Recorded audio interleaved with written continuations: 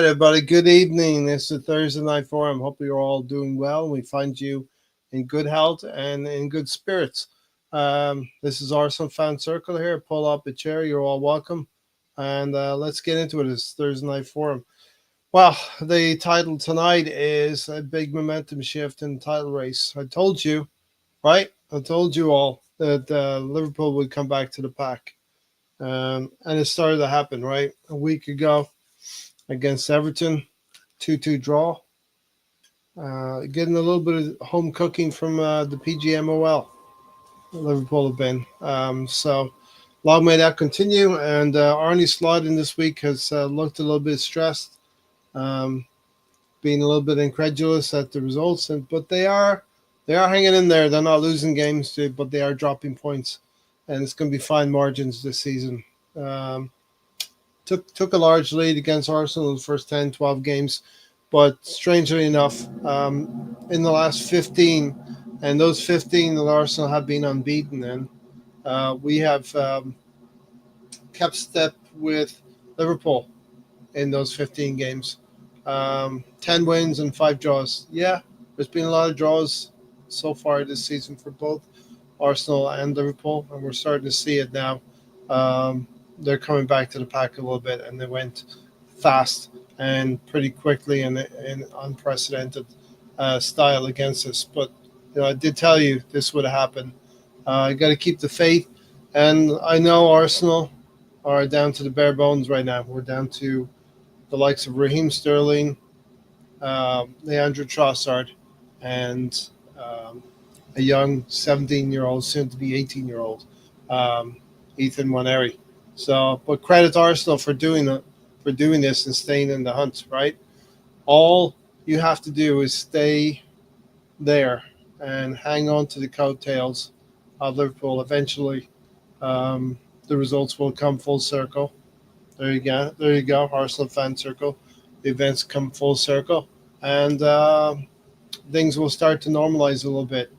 And we have a tough game against West Ham this weekend, so we'll talk about that one definitely.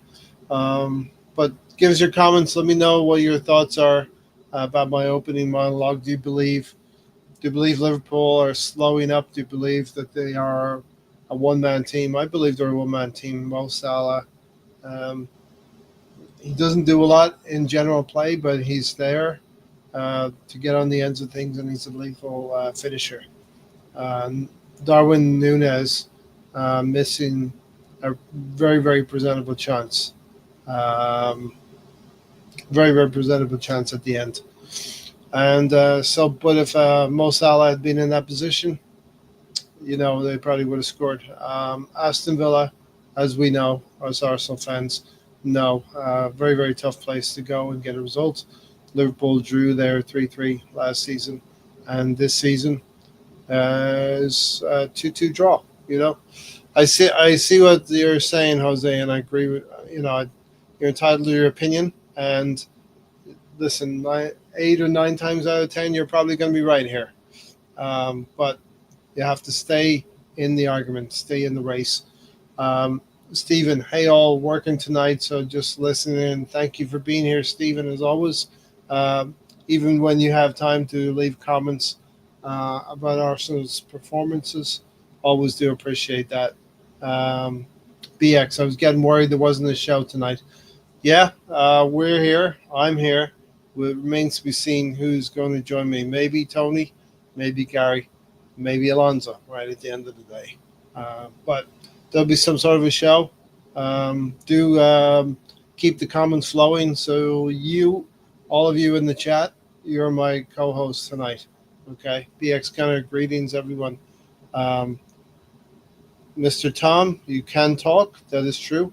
I thought my show was going to last 56 years. Yes, you are. You are. You can do this craft very well, Mr. Tom. Um, Definitely. Liverpool have the title firmly in their hands, in my opinion. That is something that you might have said. Um, well, if City hadn't been there last season, that is something you might have said last February as well, Jose. Um, Last February, they were 5 points ahead of us last February, and here we are. at the weekend coming, 48 hours from now, Arsenal will play West Ham with the opportunity to win a game and go 5 points behind Liverpool. And that will be with the same amount of games played. And then Liverpool will play on Sunday against Manchester City. A game I firmly believe that Manchester City will get revenge upon Liverpool. Um, Cast your minds back to the game at Anfield and the Liverpool crowd having to go at Pep with Man City in the worst form of their lives for many, many years, for probably a decade, losing 2-0 at Anfield. You better believe that Pep will be ready to get revenge upon Liverpool. And so that will give us that game in hand. So we'll be game in hand FC with a 5 point gap. And next midweek, we're going to go to Nottingham Forest and they're going to host Newcastle on Wednesday. And so that'll be another round of pivotal games indeed. Um, Paul Pot, it is actually an 8 point lead. The goal difference isn't a lot. It's maybe eight goals. That somebody can correct me on that one. Uh, Arsenal fan circle. Good news, Ray. No one can say Arsenal bottled the league during that season where you had an 8 points lead, because if Liverpool lose now, they would have blown a 9 point lead and better goal difference. So yeah, this will be biggest bottle job in Premier history of Arsenal's bench wins the league against former champions, league winners with no injury crisis. Yeah, listen, and that's why BX Gunner, I understand what you're saying. It's going to be very difficult for Arsenal to consistently get those points on the board. But look at it this way: after Saturday, when we beat West Ham, there'll be 12 games to go, 12 cup finals, and 12 efforts in which we can put our best foot forward. And over half of those games we should take the lead in. Over half of those games we should win. So we're really talking about winning 3 or 4 games that are going to come up, because Arsenal, even with Raheem Sterling, um, Leandro Trossard, Ethan Waneri, and our emergency striker Mikel Merino, um, even with those players, we should win games, because the likes of Odegaard needs to step up. The likes of Rice and Partey need to step up. And don't forget, our centre backs are capable of scoring a goal as well. Um, Liverpool rely heavily on Mo Salah, and they're not. He's not getting the support from the rest of the team. You know, look at their midfield: Gravenberch, McAllister, and Slabozlai. They are not going to score that many goals this season. They're not going to get many goals at all. So Liverpool's midfield will not weigh in with a lot of goals. We have potential with Thomas Partey, um, Martin Odegaard if he sparks into life and starts scoring a few goals again, and Declan Rice. We have the potential to score 6 or 7 goals from midfield between Partey, Odegaard, and Rice. And with the games ticking down now, we're looking at maybe 2 goals a game, averaging 2 goals a game. You're looking at 24 goals to be scored from now to the remainder of the season. And we know that the formula to success this season may well be defending, may well be David Raya, Gabriel Magalhaes, Saliba, Ben White, Timber, Calafiori, Miles Lewis Skelly. Those are all of the players that need to keep things tight at the back. And so if we don't concede much, yes, it's stressful. The Premier League and a title race is going to be stressful. We're going to be hanging on and waiting and hoping for a goal here and there. If it comes from Raheem Sterling, if it comes from Trossard, if it comes from Ethan Waneri, or if it comes from Mikel Merino. Um, Mr. Tom, what's my imposter doing here? Hello, Alonzo. Yeah, I very much doubt it's Alonzo right now in the chat, but um, BX said, if we beat West Ham, our chances remain good to continue to close the gap. And look, uh, there is, I think I would like Arsenal to beat West Ham. I'd like to close the gap down very, very quickly. That means Liverpool losing the City, which is extremely possible this Sunday, and we'll have the Sunday show go live right after that game. Um, it's very, very possible we beat West Ham. We put in a good performance, get down to 5 points. Man City beat Liverpool. Liverpool have to lose a game at some point. I referenced Arsenal being 15 games unbeaten, while Liverpool are 21 games unbeaten. So these unbeaten runs, it depends on the strength of these unbeaten runs. Is Liverpool's unbeaten run going to come? Is it coming to an end? Are they going to get beaten by Man City? Will Alexander Isak give them problems at Anfield against Newcastle? We know Newcastle bowed down to Manchester City last weekend, so we don't know what's going to happen. But Arsenal have to close this gap down quickly. Um, Go to Nottingham Forest. That's going to be a huge game. Go to Old Trafford. It's going to be a huge game. And those are games coming up in the next 3 weeks. And then we have, I think, an international break. And I've seen people say that Liverpool only have one game um, after Newcastle, only have one game until April. So Champions League is going to come into it. And maybe we'll get the chance to talk about Champions League a little bit later as well. So yeah, if we beat West Ham, our chances remain good to continue to close the gap. Go to Nottingham Forest. I believe Nottingham Forest have had a great season. Chris Wood, we have to watch him. We have to be careful with Chris Wood.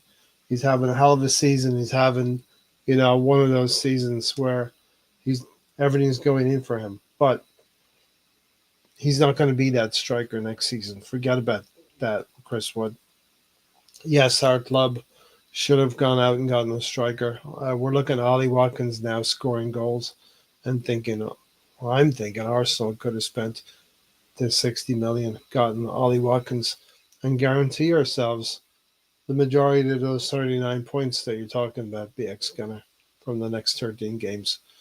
So, yeah, we have a great chance to go and beat Nottingham Forest on Wednesday as well. Beat West Ham before that. Liverpool will struggle against City, especially at the Etihad. I expect them to lose there. I expect Man City to have a backlash from their exit of the Champions League at the hands of Real Madrid. What about Kylian Mbappe? Putting in a great performance. Maybe his I know he scored about 12 goals in the last 13 games. So maybe they have figured out the best way to use him, the best way to play him.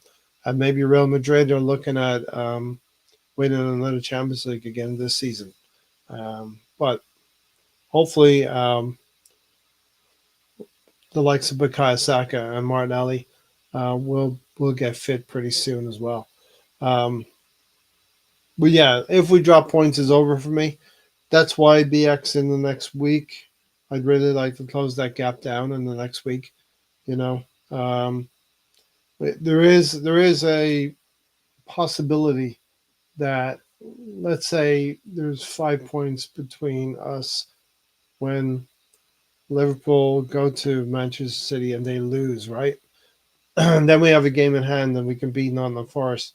It's down to 2 points. And then maybe Liverpool will probably beat Newcastle, be 5 points. So, it's going to be nip and tuck the whole way through. 39 points to play for. But what I've seen is the press conferences and what's going on over at Liverpool. Um, they they they they rely heavily on Mo Salah, and if they were to if they were to have an injury such as Cody Gakpo's injury and Mo Salah goes missing for let's say a month, 3 or 4 weeks, that will be felt by Liverpool as well. So I feel injuries will impact them as well. We've already had Cody Gakpo injured. He's a player that maybe would have played instead of Darwin Núñez. Um, and then Gakpo maybe scores instead of Núñez missing. So these are the fine margins we're talking about in the Premier League. Um, Tony's about to announce his press conference as Arsenal's new technical director shortly. I offered him the job and he accepted. Yeah, and I offered him a link to join me on the show tonight, and so far he has not accepted that link. Uh, but good to have you here, Red John. Really, um, the ex-Gunner 81. If we draw and Liverpool lose to City, we still have a chance, but not ideal, obviously. And look, Red John, this is the fixture that we were woeful in. Um, we didn't take our chances. Let me just preface it that way. It was this last season in December. We played at home um, to West Ham, and that's the game where West Ham scored the first goal, but the ball could not be viewed. It looked like it had crossed the line, but Jared Bowen's calf was in the way of seeing the ball, and so they allowed the first goal, and West Ham would score a second goal and beat us 2-0 at the end of the day. Then we would go to Fulham and lose 2-1 on New Year's Day. And that's all she wrote, even though we went 16 games, um, 16 games winning, one draw and one loss in the last 18. That was the death knell in our season. And it's very possible we're talking about the death knell in our season this season with the gap that we are to Liverpool right now. But it remains to be seen, and Arsenal should never give up on the title.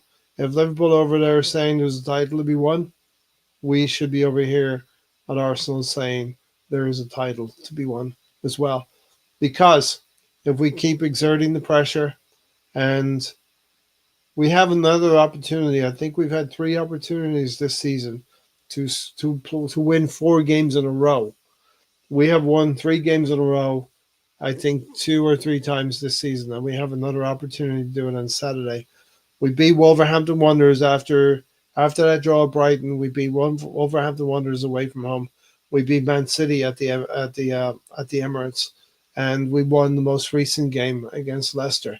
It wasn't easy, but we pulled it out of the fire, and we scored 2 late goals against Leicester. It's gonna take a Herculean effort, that's for sure.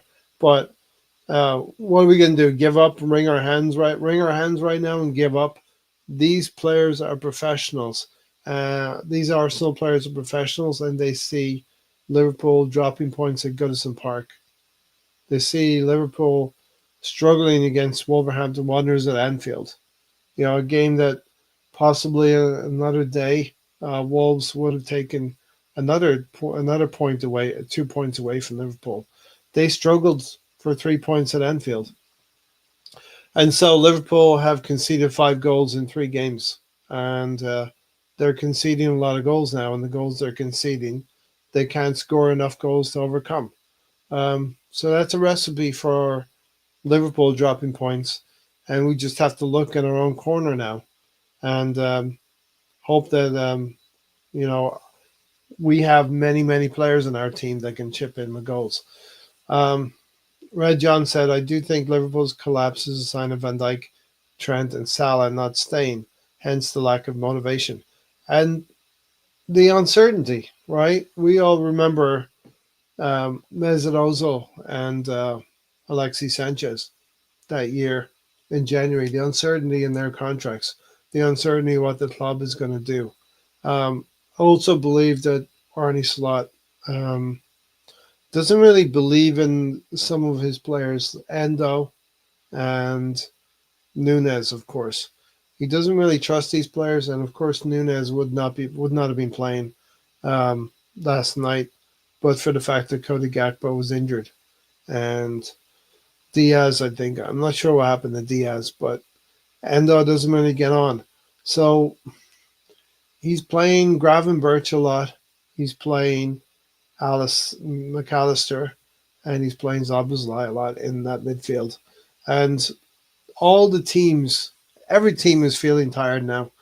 I just happen to feel that Liverpool went off at a breakneck pace, and they got a lead on Arsenal when Arsenal had to navigate a lot of our away games earlier in the season. We had to navigate Aston Villa away from home, and we beat them 2-0.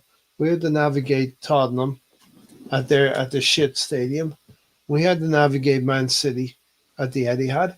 And now the reverse is coming back around for Liverpool. They have to go to the Etihad. They have to navigate that. They had to go to Aston Villa and navigate a difficult game there under Unai Emery, who has assembled a very decent side. And I knew that they would not lay down after that point. 2 points that they dropped against Ipswich at the weekend. There was no way Unai Emery's team was going to lay down. In fact, Unai Emery would have wanted all 3 points.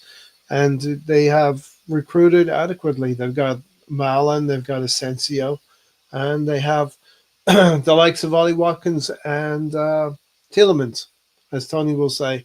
I like Yuri Tielemans. He's a good player. Um, so this is the situation Liverpool are facing now. They're not playing earlier in the season. This is a twist in the fixture schedule. Earlier this season, um, Liverpool played a lot of the big teams. A lot of the teams who are in the top four race right now, they played a lot of them at Anfield. And yes, they did the business. They got wins, and they were all stoked and happy about that. But on the flip side is they've had to go to Bournemouth and grind out a win. They've been difficult games against Bournemouth. They have to still go to Chelsea. They still have to go to Brighton. They have to go to Man City. So a lot of tough games, and I think a lot of Liverpool fans now are feeling the pressure themselves. They're actually saying it's okay. We have a gap. We can afford to have a few indifferent results. That kind of talk is it's like an infection that can spread. It gets into the dressing room. The players might hear it. It's okay to lose a game. It's okay to draw a game because you know what? We have this cushion. Well, in about a week or two, the cushion of 8 points, having played the game more, may come down to 5 points, may come down to less than 5 points. We shall see. LFC have dropped 4 points in 7 days. Yeah, and listen, Arsenal have had the opportunity since December. Liverpool have dropped five. They've dropped 10 points in the last 3 months, all the way through draws. They've drawn 5 games. But you know what? Arsenal have drawn 5 games as well. But it has to stop now, and it has to stop. We have to stop dropping points, and Arsenal need to continue to win games. Yeah, it is calamitous. Exactly, Red John. I agree with you. You know, once you start dropping points in the Premier League, it's a slippery slope. And instead of Liverpool looking forward, they're going to be looking over their shoulders here. And who's coming up behind them? Arsenal.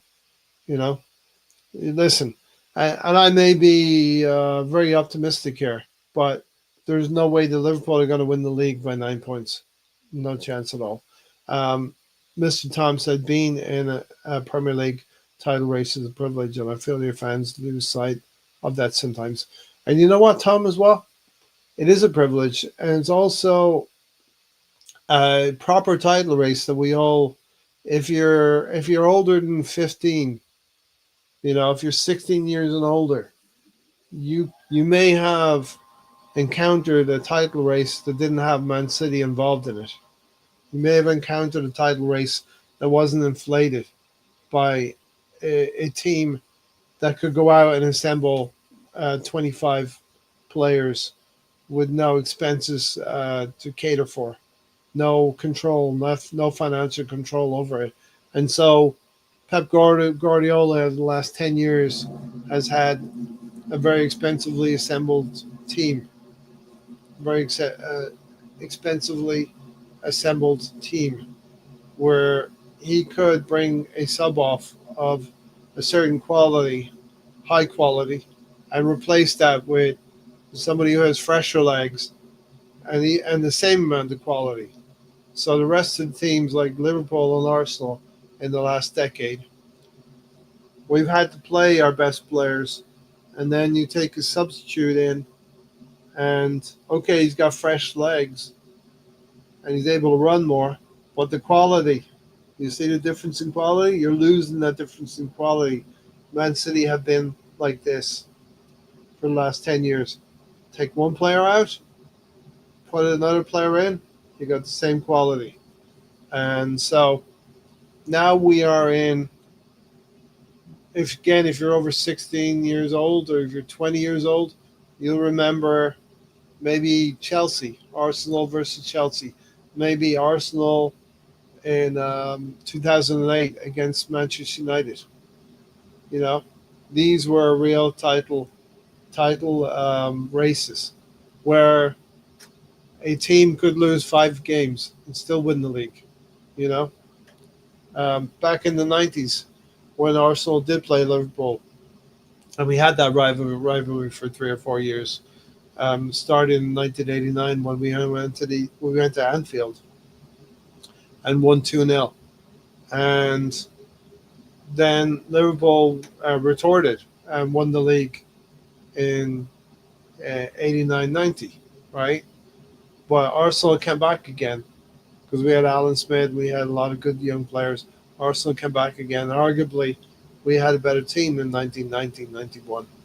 We only lost 1 game all season, and we were defensively stronger in that season over the team that won at Anfield. And I think some of the strengths of this current team are that we are defensively strong now, and we're not going to concede a lot of goals. So what we have is I'm going to call a traditional title race, Tom.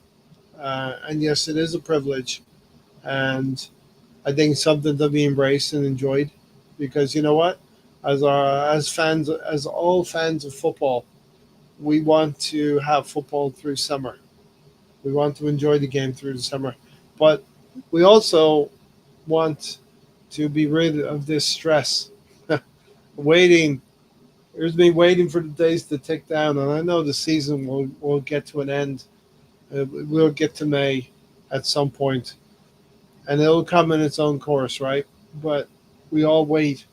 Here's me waiting for Liverpool to go to Aston Villa, hoping, praying, thinking, and projecting, right? So thinking that Aston Villa have enough to beat them, thinking that Liverpool won't turn up. Well, you're watching the game, you're catching the latest scores, and you see Mo Salah scoring the first goal, but then you see Aston Villa turning the game on its head, right?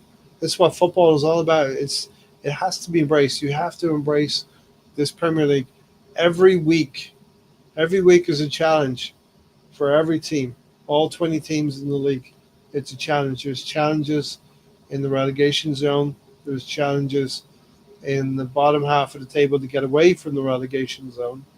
There's challenges in the top tier of the mid-table to try to get yourself into the top four conversation, get yourself into Europe. And there's challenges within the top four to push and be challengers to Liverpool, the leaders. And that's where Arsenal are. And we should embrace this privileged position. And what we should do as well at the Emirates, and any of you that are going to the Emirates or any of you that are on social media, spread the word, because the Emirates, we need to make that a cauldron. We may have 6 more games at home, and as BX Gunner said, 39 points available. Well, six more games, 6 or 7 games. That's 20 points to be had. Those are 20 points that Arsenal absolutely need, and it'll come down to the way fixtures, right? We got to go to Anfield. Of course, we got to go to Anfield, but I told you, I said on Sunday I made this prediction. We will go to Anfield with the possibility um, that a win will take us past Liverpool. That's my prediction. We'll be in striking distance of Liverpool on game week 36. There's 10 more games to be played before we play that game. And the first of the 10 is West Ham, against West Ham. So, not if you're a big team. Exactly. You know, um, and you have to feel that you're a big team, and the players know it, and the players accept it. And these Arsenal players, they're talking about Liverpool players wilting under pressure, and I believe that is the case.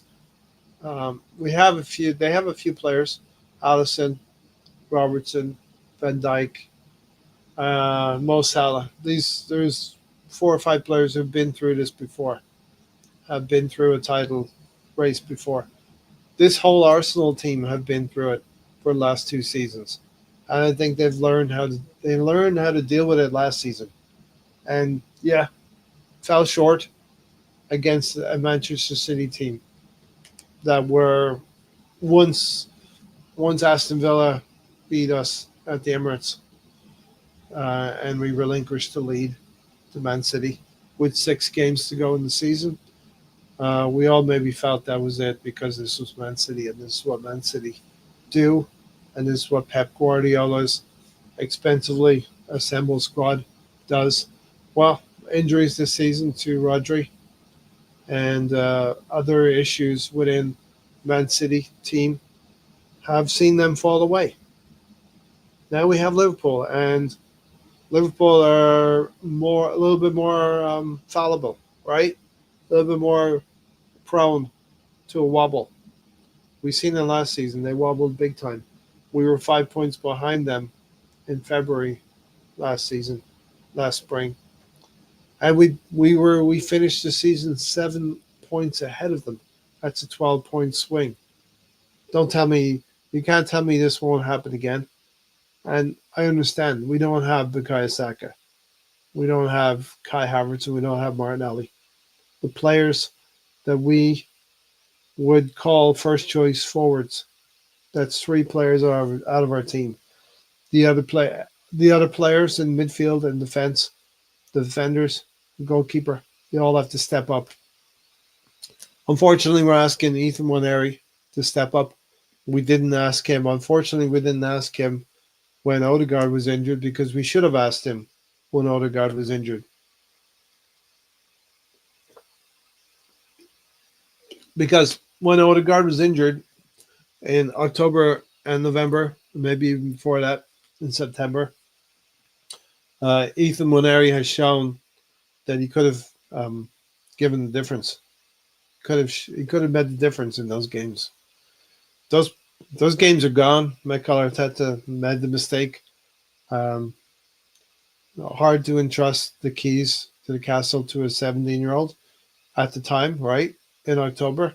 But Ethan Waneri has shown through his performances in the Carabao Cup and in the Champions League and in the Premier League. He's shown all of those things. So, also, Arsenal fans pay the highest ticket prices in the world. That comes with a higher expectation. West Ham pay the lowest. West Ham fans pay the lowest. Um, yeah, I mean, the these players, Red John, are also have also been acquired by Arsenal and are paid handsomely, paid well. We don't have 25 of them, that's for sure. But especially now with the injuries we have, we definitely don't have 25. We're down to the bare bones, as you know. Last Saturday we had one goalkeeper, one backup goalkeeper, 5 defenders, 5 defenders. Kivior, Zinchenko, amongst them. Tierney, one of them. You know, 5 defenders. Calafiori came on as well. 2 midfielders, Jorginho and Mourinho, who could be our striker. And then we had a kid, Oyedeji, you know. And, I'd like to see Oyedeji get a run at, but obviously Mikel Moreno getting the goal for 20 minutes. Turned the game on the head. And I know it's Leicester City away from home. First of all, away from home, it's not easy to win away from home, even if they are one of the worst teams in the league. But when a win away from home, we did against one of the worst teams in the league. Now we come back to Saturday with West Ham at the Emirates, and there's 16 plays. So still a game you should be winning, but West Ham have a little bit more quality, and so it's going to be a tense game. Hopefully, we get what we wouldn't give for a goal right early on, just to calm the nerves a little bit. Maybe somebody like maybe a corner, Gabriel Magalhaes, our not our captain on the field, not our captain, but our captain on the field. Maybe Odegaard with a penalty. These are how many penalties are we going to get until the end of the season? Because we're going to need a little bit of help. Um, we need some guaranteed goals because we all know goals are going to come thick, come by hard, right? Red John, I don't regret not signing Watkins. I kind of do regret. I would have done the deal. You have a player who would have scored you close to 20 goals for at least 2 seasons, if not more. And in those 2 seasons, if we hadn't secured a top level striker in those 2 seasons, we would definitely be in the running for. I don't know if we're going to get an Isaac, but a Sesko could be somebody that's coming. But definitely Watkins could have taken those 15, 20 goals every season. Um, would have been a big help. But I do regret not signing a striker like Santiago Jimenez. So this is a player from Feyenoord, I believe. Um, I'm pissed off with Arsenal not buying. Yeah, we went the whole window, Tiger and Gunnar. Went the whole window without buying a striker. So we're asking Arsenal, right? Arsenal, we've done immensely well with all of the things that have happened to us this season to be maybe 5 points away from Liverpool if we get that win, right? And with the injuries we've had, with the officiating situations we've had with the referees, um, with the suspensions, it's been a lot. Because coming with those red cards, not only have we had issues with the referees and red cards, but the consequence of those red cards are players missing the next game, and that's hurt us as well. Situation of Saliba getting sent off against Bournemouth. We played Liverpool the next game, and we have Saliba in the team against Liverpool. Guaranteed, we don't draw 2-2. We want to win that game with Saliba in the side to go alongside Gabriel. Uh, ifs and buts, right? And the point swing from that, right? So we win that game. There's 2 points more for us and 1 point less for Liverpool. That's a 3 point swing just in that result alone because of Saliba being sent off, um, rightly or wrongly. And the situation happened at Anfield in the next game, the day after. Same situation, different result in terms of how the referees officiated those things. Tom, my frustration stems from being so close to success but never achieving it because the manager keeps throwing it away. It's like it's there right in front of you, but you can't grab it. Like a magician, right? Um, we have been close, BX Gunner, and just have to believe it. Um, one one of these days we'll grab that opportunity. But the players are fighting. These Arsenal players are fighting. Don't forget it. These next 12 games will be very important. And, you know, Liverpool have given us that encouragement now. And Arsenal have not played well. Combination of not playing well, being hampered by the officials, but also having to play the tough games away from home in the first half of the season resulted in us playing, um, gathering points at a slower rate than Liverpool. Liverpool played those games, and so we've had to build through the first half of the season, and hopefully we're going to gather momentum now. It's our last chance. Like I said earlier, we've gone 3 games. We've gone 3 games with a win, and we need to continue that momentum. And momentum will build. We've won 3 games. Confidence will build. You know, winning a game at Leicester City in the manner that we won it. We won it going away. We won it late. We won it after 80 minutes, and we scored the second goal in 87 minutes. Well, we won that game going away. And yes, it's Leicester, but understand the injuries that we have in our forward line. And look at Liverpool. Liverpool won the game against Wolverhampton Wanderers in the first 30 minutes. They're two goals up, right? But they were hanging on. So Liverpool have got the lead through this season, uh, built the lead over Arsenal, but they're hanging on in the second half of the season. So I see Arsenal growing in confidence and gaining momentum, and I see Liverpool slowing up and having their hiccup. They lose on Sunday. That's 2 wins. That's 2 draws, 1 win, and 1 loss in their last 4. That's 5 points from 12 in the last 4. 7 points dropped. And you better believe those Man City players will have been embarrassed at Anfield and will want revenge. And as Red John said, they were embarrassed against Real Madrid. And they're professional players. They will want to come out against Liverpool and get that result out of the taste out of their mouths, right? And they'll want to come out against Liverpool on Sunday, and the world will be watching. They'll know the world is the prime time, baby, and the world will be watching. And Man City will extract revenge against a Liverpool team who are struggling now, struggling to get results away from home. You know, the whole thing, they made fun of it at the start of the season. Still haven't played anyone.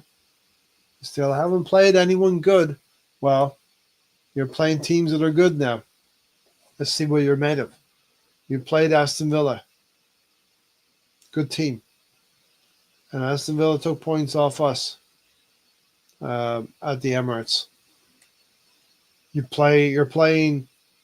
Um, you played Everton. Some would say not a good team, but uh, it's the Premier League and it's a Merseyside derby.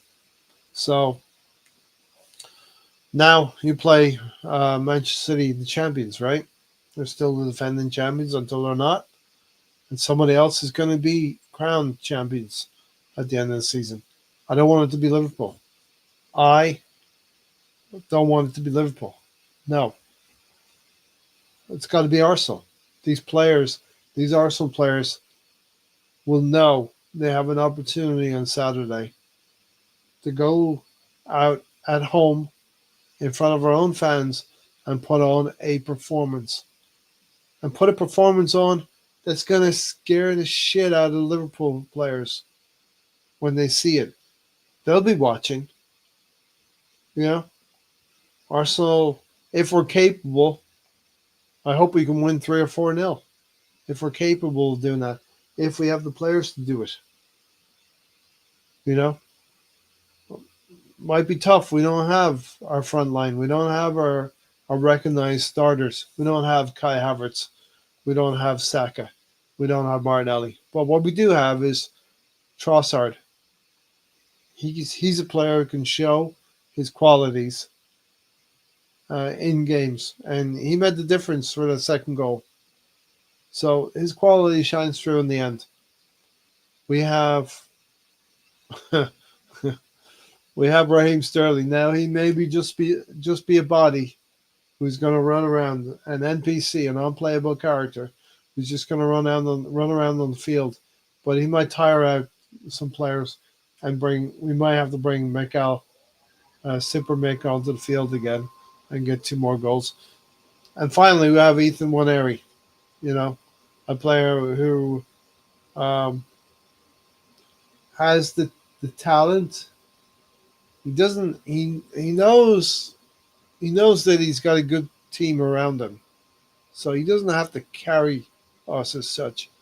But what he does have to do is show his qualities. And if he shows his qualities, that's going to be enough to score goals against a poor West Ham team.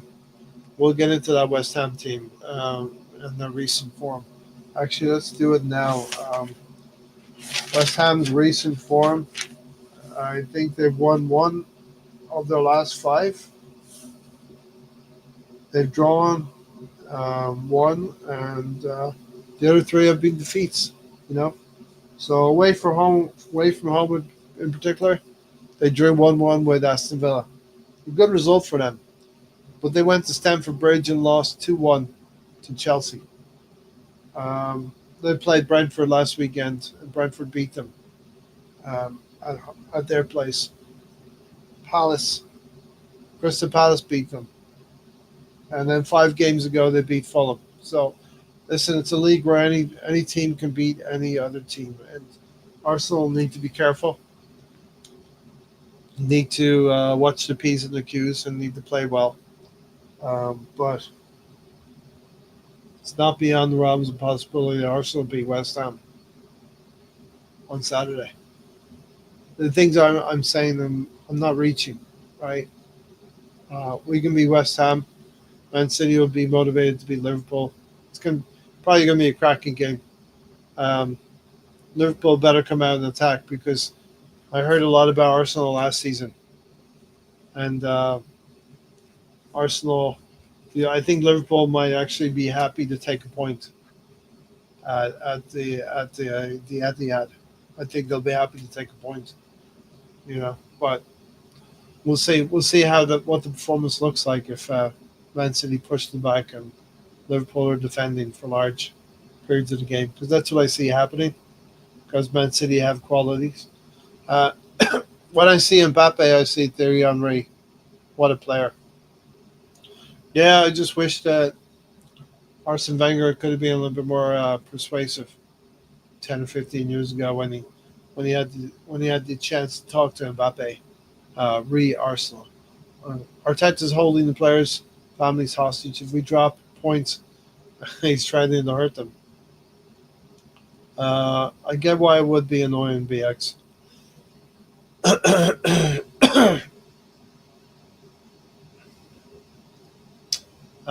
It's like Sebastian Vettel coming close, but not being able to beat Lewis Hamilton. Vettel, I could have did it, but kept making mistakes. Yeah, I'm getting intro. I'm getting excited for the start of Formula One next month in Australia, and Lewis Hamilton with Ferrari has the opportunity to get that championship he was denied a few years ago by the officials.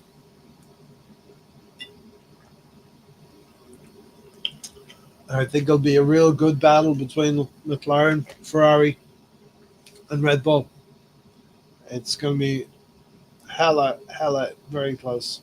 Um, we're going to need Mister B Humble, to do us a favor and turn up versus Liverpool FC. Um, Also, Red John goes on to say if Haaland doesn't turn up, tough days ahead. I was thinking about this, and I know he took that injury, right? Haaland looked hobbled a little bit against Newcastle. Hot take here, and there's an angle to Arsenal and Liverpool as well in a different way. But for this one, Haaland and Man City. Haaland plays. He's very, very much a big threat to score goals if Haaland plays, right? We know that. I also feel if Haaland doesn't play, players like Foden and Marmoush will get in on the act as well. And Man City might actually play better without Haaland in the team. But we'll play with Foden. Marmoush will play with Foden. Silva, De Bruyne may come on. Savinho, right? So let's not get it twisted here. Um, it's going to be a good game. Liverpool will have that threat with Mo Salah. But Man City are playing at home and they need to get themselves into a position where they're going to be in the qualify for the Champions League again. So BX said we need players like Foden and Marmoush to get in on the action as well as the Brazilian winger. Yeah, and maybe somebody like John Stone scores as well. And if we don't win, they should sack Arteta in the tunnel. Uh, we have a real opportunity to overturn what happened to us last season at home to West Ham.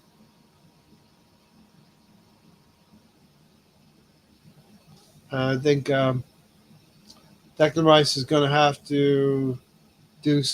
You have to be ruthless. You have to be ruthless if you want a Premier League. If you want a Premier League, you have to be ruthless. And Declan Rice is going to have to play a game of football, professional game of football, and enjoy the game, but get 3 points against West Ham, and that's what's most important. And of course, you can do that as a professional. It's a game of football at the end of the day, but we're playing for high stakes right now. Right now, we are playing for high stakes. Um, I think it's the opposite. If it's there last year, then they want to go out on top. And that's talking about Van Dijk, Salah, and Trent. Saka's not feeling tired. Saka is not feeling tired right now. Uh, he just got a 3 month holiday. Um, yeah, I agree with you, Red John, in the sense he's not going to be playing, but he's going to be doing everything he can. Because Saka, we know he's going to do everything he can to get the required amount of rest that he can get, the amount of sleep he gets, and then when he needs to rehab, whatever type of rehab he needs to do, I think he's going to be itching to get back onto the pitch and help the team. And there's a huge debate to be had within the Arsenal fan base about Bukayo Saka. Should he come back? Um, can he help us? And is there a possibility of him getting re-injured? Of course, many of you will say yes to a lot of those questions, but we have to. In the next month, we'll know. We'll know when it comes to Bukayo Saka. I expect him back in a few weeks, ready to slay. When is that international break coming up? Middle of March, maybe. Um, let me know, people. Let me know, chat. Is it me or does Aston Villa have a better starting 11 than Spurs? Of course they do. Not sure how we can say Spurs are a top six team anymore. I feel like it's a top seven with Newcastle and Villa in there. Uh, I don't know how Spurs ever got that moniker. I don't know how they ever got that mantra. They ever got that aura about them that they would be called the top six. Maybe financially back in the day they had money. The club had money, but For me, the top six is it's always going to come back down to trophies, right? Who has the most trophies, and what is the classification? What is the ranking in that situation? Not just purely a traditional top six. So I expect him back in the next few weeks, ready to slay. That's Mr. Bagaya Saka. Is it me or does Aston Villa have a better starting 11? Yeah, they definitely do. Newcastle and Villa, maybe even Bournemouth right now. You could say Bournemouth are being are Bournemouth could beat Tottenham more times than Tottenham could beat them if they played them. You could keep going with this, right? The way Tottenham are playing, the way Manchester United are playing. I better go to bed. Been a long day. Good luck for your weekend game. Thank you, Mr. Tom, for being here and hanging out at the circle for a little bit. We do appreciate you. Um, Later, Tom. I believe City peaked the last 2 years. I think they peaked probably when they had that 100-point season, you know. But it's a little bit like Arsenal back in the day, right? Um, the '89 team at Arsenal, they went to Liverpool and won 2-0, which was unheard of at the time, right? But arguably the '91 team was better because they lost fewer games and they conceded fewer goals. BX said they will drop off naturally. I think that's maybe in reference to Liverpool as well, maybe City. Every game is approached as our last because if we drop any more points, it's over. They have to have that mentality, play this game as if it was your last. There's no way that we get to a title decider at Anfield unless we treat each and every game like a title decider at Anfield. That's kind of good, right? I'll say it again. There's no way we get to a title decider at Anfield unless we treat every game as a title decider at Anfield. So if you don't get to the end, you don't just get a pass to the end to be able to play for the big ticket. Each and every week is the big ticket. You got to punch your ticket. You got to punch your card to get you to the next level. So we have 13 more levels to go through, and you don't get to the end unless you take care of what comes before. Um, every game is approached to the last because we've dropped any more points is over. They have to have that mentality, play this game as if it was your last. For sure, we're not going to get to the Anfield game unless we actually put the effort in and stockpile the points and do it whilst Liverpool drop points. And maybe we got Anfield when we're in an advantage. Maybe we're a point or two ahead. I actually I'd rather be maybe level on points would be the best thing, you know. And winner takes it all. Even though there's two more rounds after that. We're not looking at why are we not looking at someone like Justin Clivert? I think we're looking at Semenyo as well. The Champions League draw tomorrow. Um, I follow I think PSN Jelly. Um, he said we better avoid the inter side. So we definitely want the is it the Feyenoord side we definitely want? You know, the two Italian teams were knocked out, AC Milan and Juventus. I think that is going to do great things for the Premier League coefficient. Though there could be five teams able to enter the Premier League on the back of Italy's performance in the Champions League. So very important developments. The format is different. This Champions League format is different. It appears Real Madrid, will navigate their way through things. They have to play more games, but they will arrive. Um, they will always be there. They will always arrive at the point of contention. I think we avoid Liverpool, we avoid Real Madrid if we draw Feyenoord. That's what I'm understanding. If we get Inter, which is fine if we get Inter, but that'll put us into the tough side of the draw, I believe. And so we want to avoid Inter, we want to avoid Real Madrid, we want to avoid Liverpool. You know, so Arsenal fans, pray for one more slice of luck here tomorrow because we don't have maybe we don't have Bukayo Saka, maybe we don't have Martinelli, and we won't have Kai Havertz. So we didn't have a lot of luck this season. So please, big guy, uh, give us some luck tomorrow. Dutch Farmers League advancing Ajax top seed in the Europa League. I'd bring back Saka when he's absolutely 100% ready and fit, not before. Yeah, but the question is, if that point where he's 100% ready and fit is, let's say, the middle of April, do you bring him back for the middle of April for a month? I would, and I think you would as well, BX.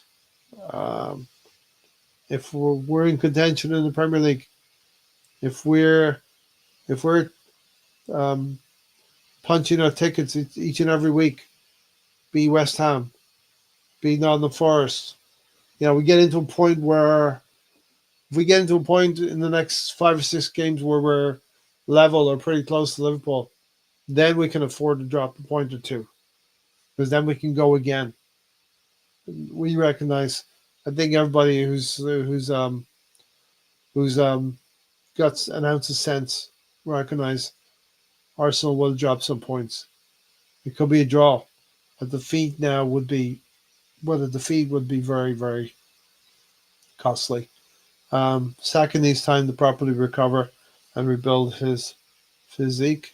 We need Martinelli as well.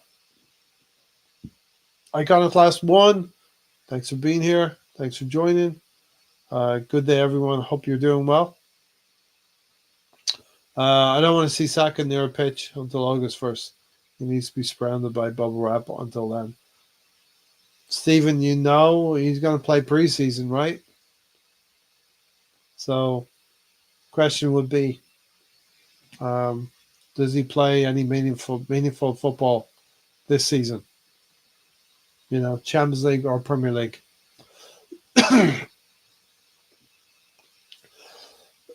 And BX said, I would not risk Saka for nothing. So it wouldn't be unless we have a situation where we're in contention for the league. Let's say we're within 5 or 6 points. Let's say we're in 5. Hopefully you beat West Ham on the weekend. And we're 5 points behind Liverpool. Let's say when Saka's ready to come back in the middle of April, um, let's say there's 4 points in it. I would bring Saka in. If it went bigger than 5 points, 6 or 7 points again, you tend to think don't risk Saka at that point with about 6 games to go in the league. But we know Mikel Arteta is going to make the decision, right? We won't make that decision. And, Mikel Arteta generally plays him. In my opinion, Champions League is a lot better. Yeah, I agree. I like the format as well. Europe's biggest clubs can't dominate the competition so easily now. Real, Barcelona, Liverpool, Bayern, etc. Yeah, it's been refreshing that way because they didn't make the brackets. So it was kind of astonishing the teams that made the top 8 navigated the way through the top 8, and then the other teams who would normally play minnows within within their group, right? Let's say Real Madrid, they would be with Bayern Munich. in a group, and then they play two other small teams, right? So maybe the Bayern Munich and Madrid would draw 2 games each, and then it comes down to how many goals you can score against the minnows to get you into the last 16, get you into the quarterfinal. Well, now if you didn't take care of that top 8 position, you're now in danger of at jeopardy where Man City have to play Real Madrid, and we've seen some of the Italian teams, AC Milan and Juventus, get knocked out. So yeah, I think we're enjoying the format, um, and the biggest clubs can't dominate the competition so easily now. So it's been good. It's been good for some of the smaller teams as well. Um, this is kind of true from Red John. Odegaard having 2 poor seasons back to back probably has hurt his market value as a £100 million player to a 50 million player now. I don't think it would be. I think you're definitely going somewhere bang in the middle of that, if not north of 75. Odegaard's probably around the 80, 85 limit right now. Used to think Odegaard was unreplaceable, but now I'm open to selling. He never turns up when we need him the most. I'd like to see Martin Odegaard score some more goals this season. I'd like to see Martin Odegaard get closer to our front three. It looked like in the Leicester game, he was playing a withdrawn game in order to um, help us get the ball upfield, and we were trusting Waneri, not a bad player, not a bad young player, to be trusting to make some things happen up front. And before Marino came on, Waneri was dangerous, hit the upright, hit the crossbar on 2 occasions. So very, very important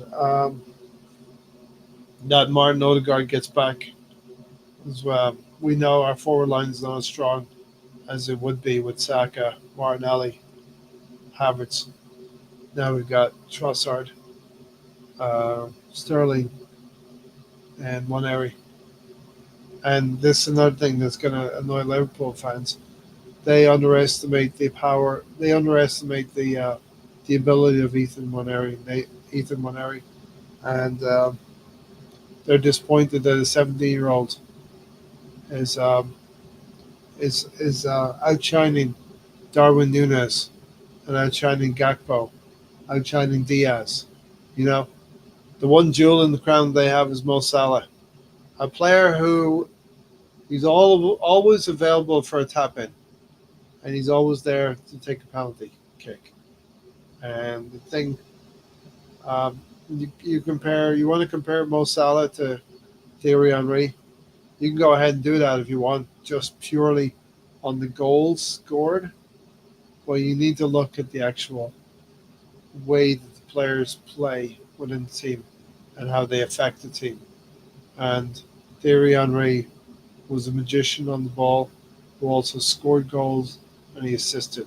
Mo Salah is a passenger in most games, but he's always there to score and put the finishing touches. He's like the guy who sprinkles the salt over the steak. You know, he's just putting the finishing touch to the meal. Thierry Henry was in the kitchen cooking the steak to perfection, chef's kiss, right? And Mo Salah can only hope to be that person. So yeah, don't compare Mo Salah to Thierry Henry in terms of ability. There's no discussion at all. Um, in terms of goals scored, yes, you can have a discussion. Red John, I know I'm tough on Martinelli, but Odegaard has much higher hype and PR as Arsenal captain and performs worse. We definitely need. Did a podcast a few weeks ago, Red John, where I said, you know, at the time we had Bukayo Saka, we had Martinelli, Havertz. I was really asking Martinelli, Odegaard, and Trossard to step up and score the goals that we need, you know. Um, and as we go, Martinelli will go. So there's a part to be played for Martinelli when he comes back from injury. There's a part for Martinelli to score 5 or 6 goals in the remaining 10 games that there'll probably be to play when he comes back. Bayern Munich's chance of winning just went up. Uh, Kane is injured. Right, John Odegaard had the potential to be an elite level player, a playmaker, but in my opinion, the team structure has nullified his ability to be creative. I think he's the only creative outlet that we have in most games, so I don't know if that's inhibited him. Maybe the injury he suffered and playing at a high level for 2 years, 2 seasons. That's something some of the players have to navigate as well in terms of injuries. Red John said potential means nothing. Everybody on the planet has potential. It's about reaching it. That's difficult. Exactly right. We all have our abilities. We all have potential to do things. We all have talents, but we all also all have to tap into those talents, and make the best of our God-given um, abilities. Most human beings never reach their potential, and that's what managing and coaching is all about. It's about helping those players realize their potential. Martinelli had the potential to be that next, maybe not the next Neymar, and he failed to become that. Martinelli had the potential to be Hazard. He had the potential to be uh, maybe Eden Hazard would be the one. Maybe Alexis Sanchez. He had the potential to be these kind of players, caliber players. He only hit 15 goals one season and has not really gone past 15 goals in other seasons. He has had some injuries, and maybe we're asking too much of Martinelli. He hasn't progressed in those years. He's been a player who's just kept his head down. He's always been an honest player, kept his head down. But maybe he'll never achieve the next level, which is the awareness to find the player in a better position than him. And he's a bit of a finisher as well. You know, he's an instinctive finisher. I think sometimes when he has to think about things, it doesn't work for him so well. So, but he's a player who can score 10 goals in a season. I think he's on about 6 or 7 now. We need him to come back and finish his season with 3 or 4 goals, 3 or 4 vital goals.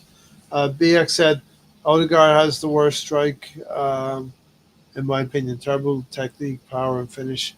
The teenagers can hit the ball cleaner. And then Red John said the only thing I give credit to Salah for is that he was more efficient with the football than Thierry Henry, which is how he's able to reach similar output with goals and assists as Henry, despite being less talented. The only thing give credit for Salah is that he's more efficient with the ball than Thierry Henry. I would debate with you, Red John, that he's he knows how to get into position to finish. He knows where to be when to receive the ball, and he's always open to receive the ball. Such as the game yesterday against Aston Villa. Jota is the one who receives the ball, but Jota is the one who's able to, and not Darwin Nunes, right? Jota is the guy who's able to diagnose the situation and play the right ball to Mo Salah. That Jota and Salah connection, and Salah's there in a better position to score. Flip that around to Zabuzlai and Nunes, and they're not the same caliber as Jota and Salah.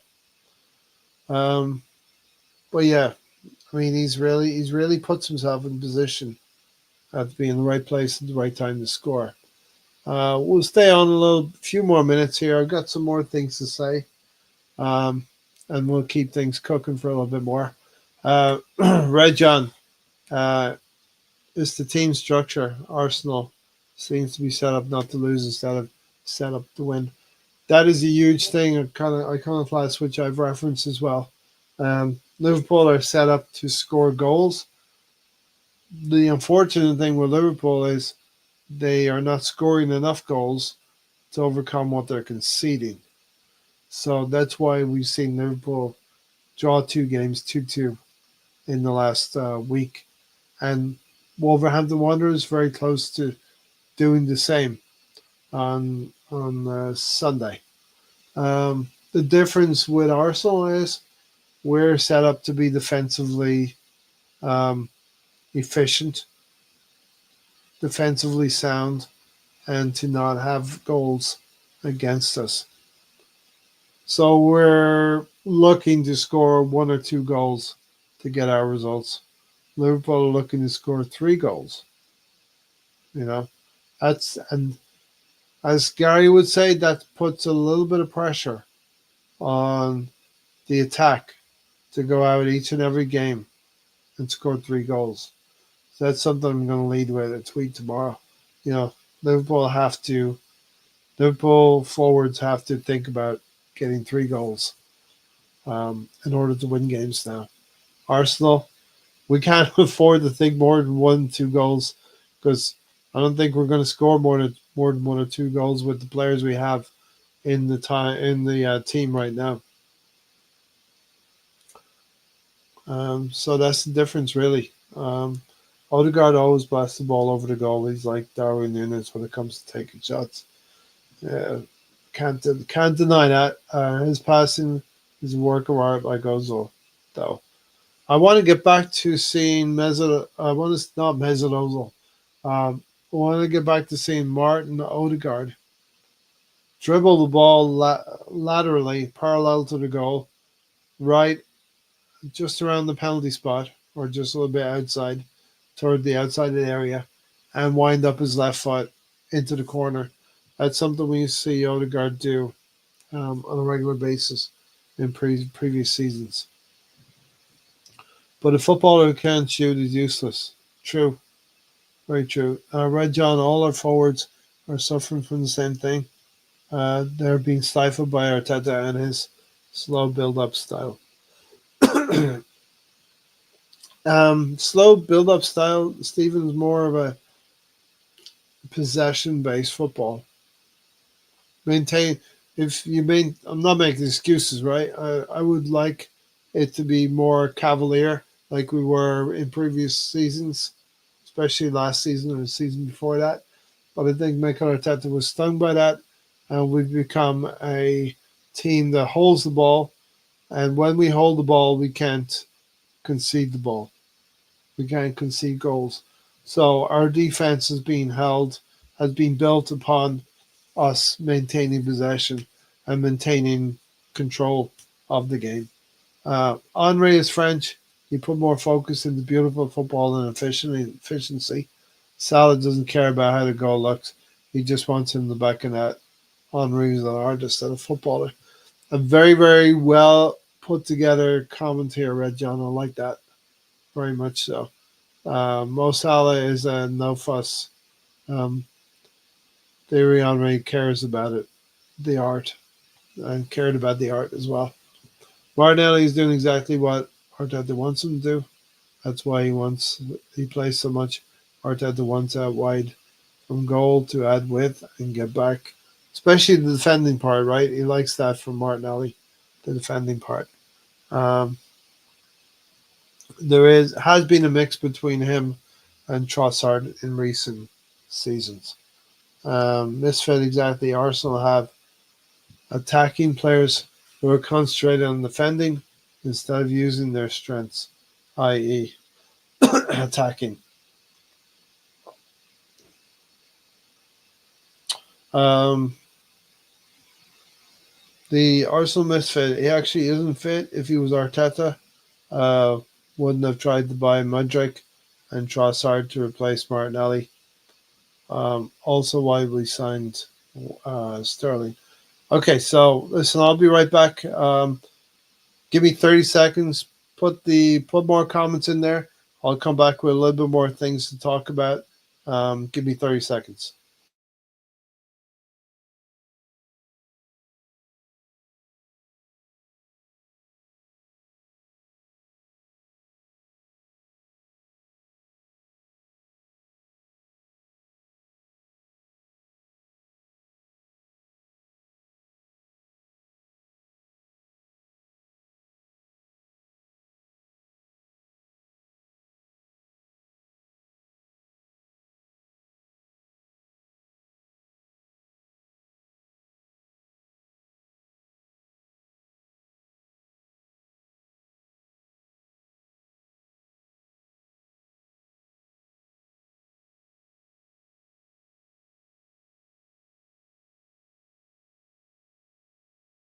All right, people, I have returned for, I guess you could call it the second half, right?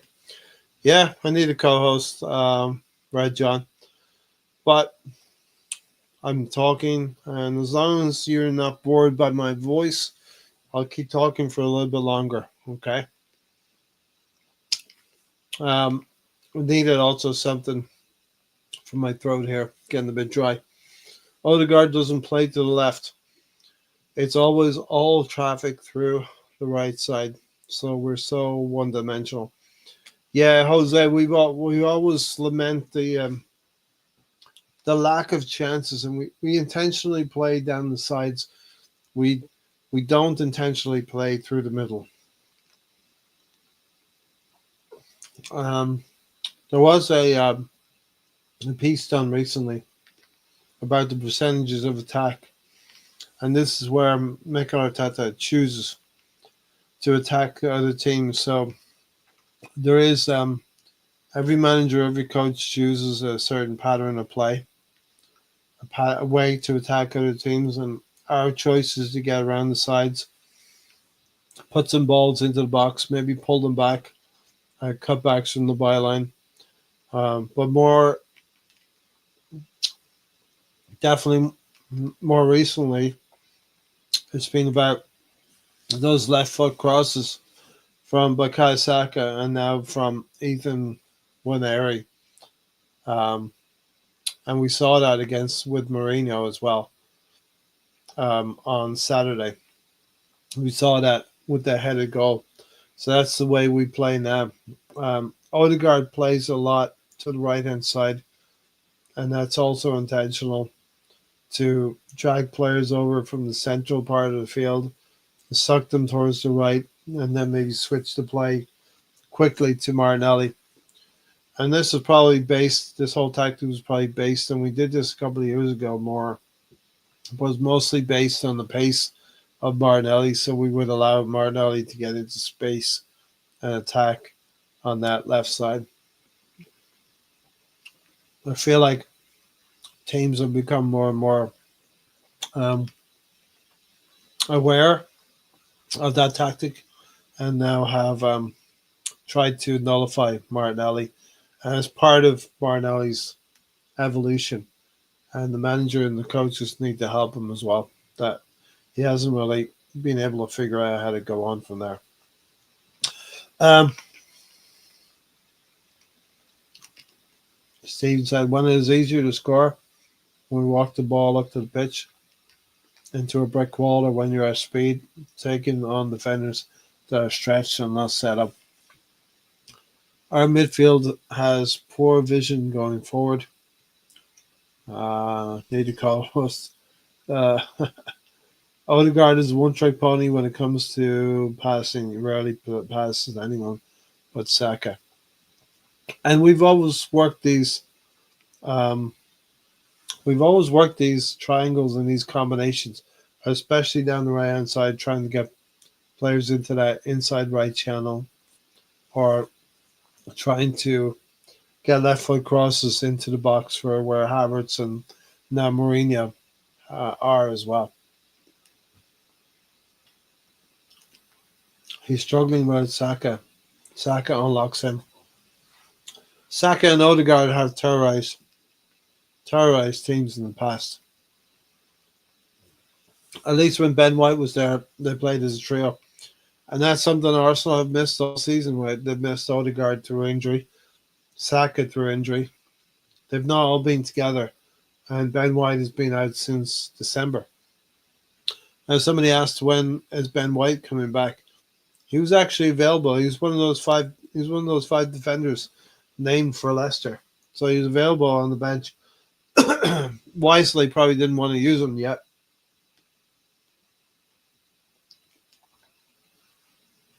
So he will be available for this West Ham game as well. I just wonder, and I think Timber will probably keep his place, and I wouldn't be surprised if Ben White comes in uh, around about 60, 65 minutes just to give himself some minutes on Saturday. We need Miles Lewis Kelly, a left centre midfielder. Um, he's doing well at left back, to be fair. Arsenal needs a forward who can find space up front to open and stretch the centre backs, giving Odegaard the chance to look up instead of passing into congested right hand side. I hear that. Um, I definitely hear that. Mikel Arteta would need to have a drastic change in his philosophy because we basically attack the right flank and the left flank, but we don't really go through the middle too much. Martinelli's always on that left flank running. I'm open to playing Ben White as a winger. I think Ben White will be ready, itching. Players are out for a long period of time. They want to get back into the side and start playing again. They want to help the team. Ben White's going to want to help the team, as is Bukayo Saka as well. um, now that we have a forward crisis, right? Ben White is a winger. Now that we have a forward crisis, yeah, I wonder how many goals Ben White has in him. He scored a couple last season. One was against Sheffield United, a left-footed shot, I believe, and the other was a speculative cross against Chelsea that went into the goal.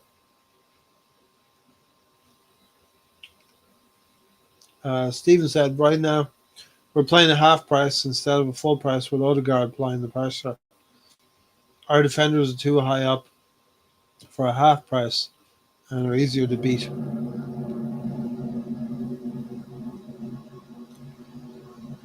I think we're going to need to take chances, Stephen, as these games go on, and Liverpool presenting a chance for us.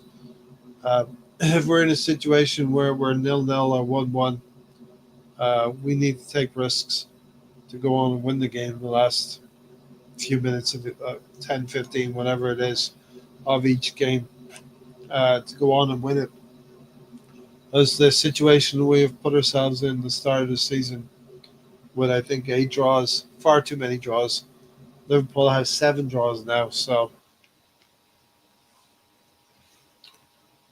all we need is like a defeat from Liverpool on Sunday, coupled with a couple of wins from us, and we'll be right there back with them. And instead of talking about a big momentum shift in the title race, it'll be the title race is back on, you know.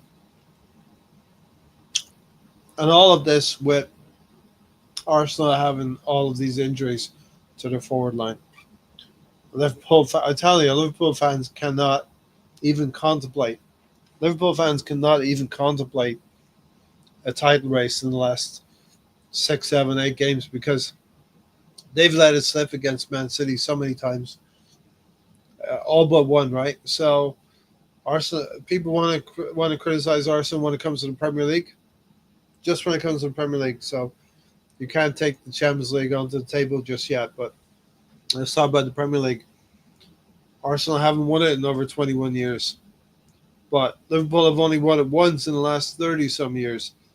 How many times have we won it in the last 30 years? And 30 years ago was 1994. Think about that. We won it in 98, 2000, 2004, 2002. You know, um, Liverpool can't be in that conversation the last 30 years with a straight face. So yeah, I heard what you're saying, Stephen. We're gonna have to take some risks. Our defenders are gonna have to get high up on the field.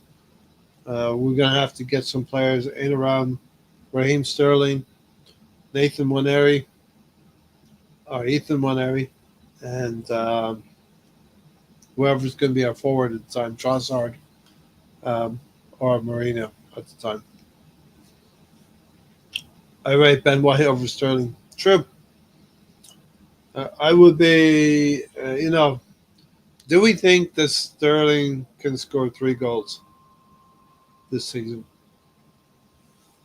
Because in 12, 13 games, he's going to have to weigh in with 3 or 4 goals. It's a big ask. If we can move Monster Skelly in the midfield, we'd add another attacker.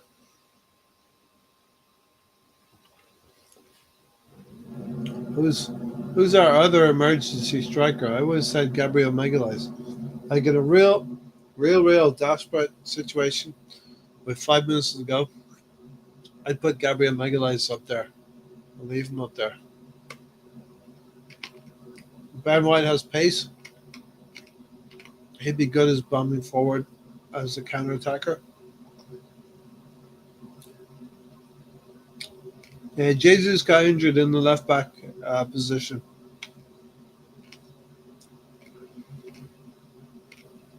Jesus got injured tackling back near the edge of our box. He's a striker. Arsenal actually too compacted.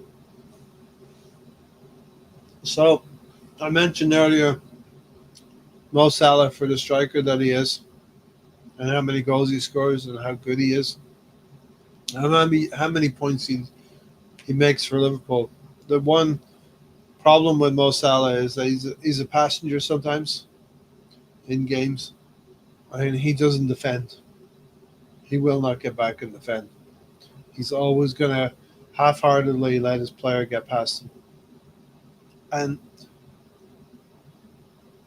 and that's okay because he's going to score the amount of goals. But don't expect Mo Salah to defend. On the other hand, Mikel Arteta, because Liverpool are built to score 3 goals in a game and win the game, even if they concede 2. Liverpool are okay to win games 3-2 if they can score that third goal, which Darwin Núñez didn't do. If they don't concede the second goal, which they did against Tarkowski for Everton. So all of this is built into Liverpool scoring goals, and it's okay if they concede 1 or 2. Well, they've dropped points in the last week twice with 2-2 draws. Who knows what's going to happen at the Etihad as well? It's going to be a mad game on Sunday, but that's how Liverpool play. Mikel Arteta, on the other hand, he demands his wingers to be part of that defensive unit. He demands his striker to be mobile. He demanded Gabriel Jesus to come back and get the ball. I'm sure that's okay with him because um, there'd be a problem if Gabriel Jesus was doing that, and he does do that, and you know, and there would be a problem if he was doing that and he wasn't allowed to do it. So obviously he's allowed to get back and help. That's where he got injured. We are too compacted, but by being compacted, we don't concede goals. You know, and there is a flip side to that. Bring in Tierney. Yeah, listen, I think Tierney. Listen, right, John. Tierney may be finished, but he's an Arsenal player till the end of the season, and if we need to use him, we will use him in whatever capacity we need to use him. Tommy Yasu, There's news of Tomiyasu being potentially injured and not back until the start of the season. At this point, we need to get Tomiyasu back out onto the field near a transfer window and then sell his ass. Tomiyasu is always continuous and continuously too injured. We need to get a decent price for him, 30, 35 million, and be gone. Be gone with Tomiyasu. Great player, love him, but if you can't stay away from injury, and let's go, you know. But Tierney can do a job for us. Tomiyasu, Tierney, Zinchenko, and Kivior, all useless. Yeah, they're bit part players now. Bit part players, right, John? Sell a lot if you can. Rehabilitate them, get them back on the field, and when they're good, this is what Brighton does. Brighton puts players on the field, and they play, and they're showcased. And when they are doing well, they get sold at the top of their value. But that's Brighton. Brighton is a selling club. Um, but we need to do something similar with Tomiyasu, Tierney, Sinchenko, and Kivior.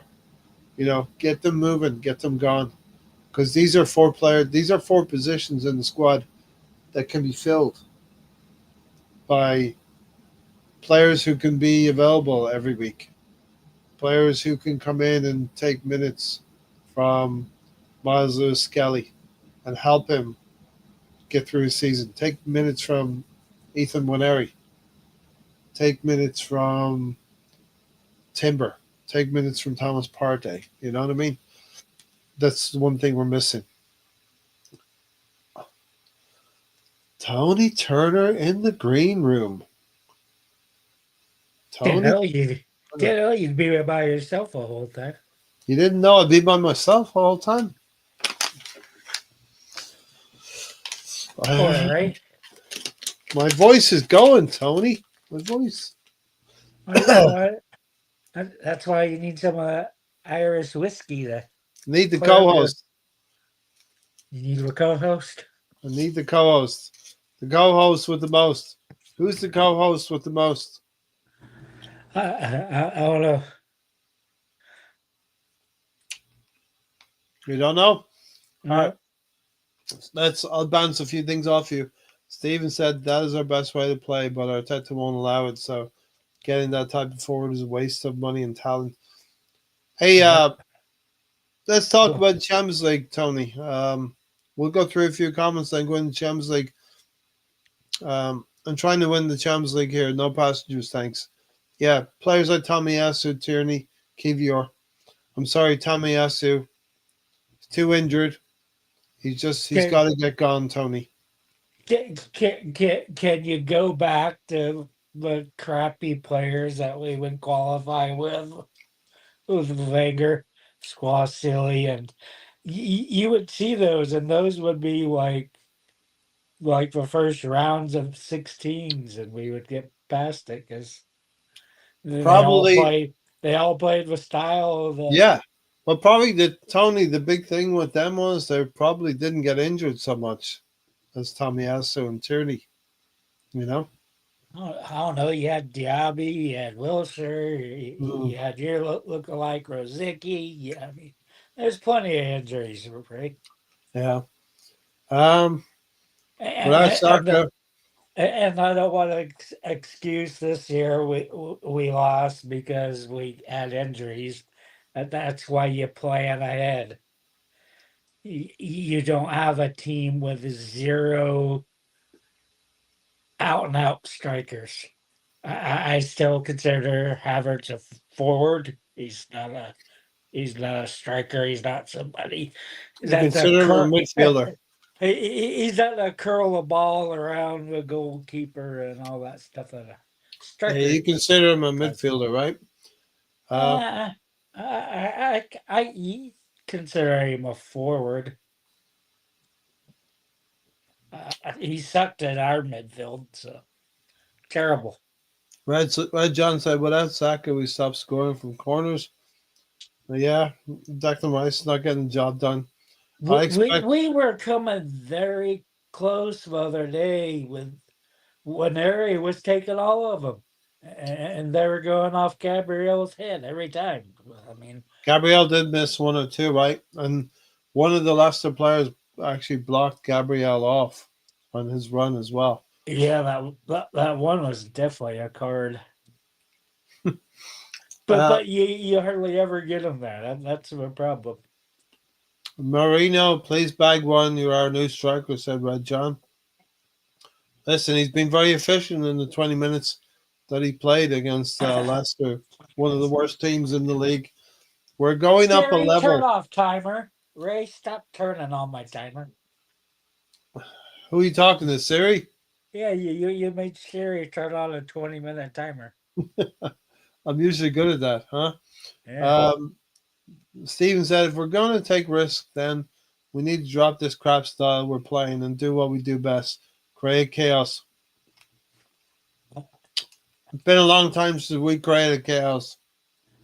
Dude, I still think the problem is, Ray, is that you have Arteta. He's super strict.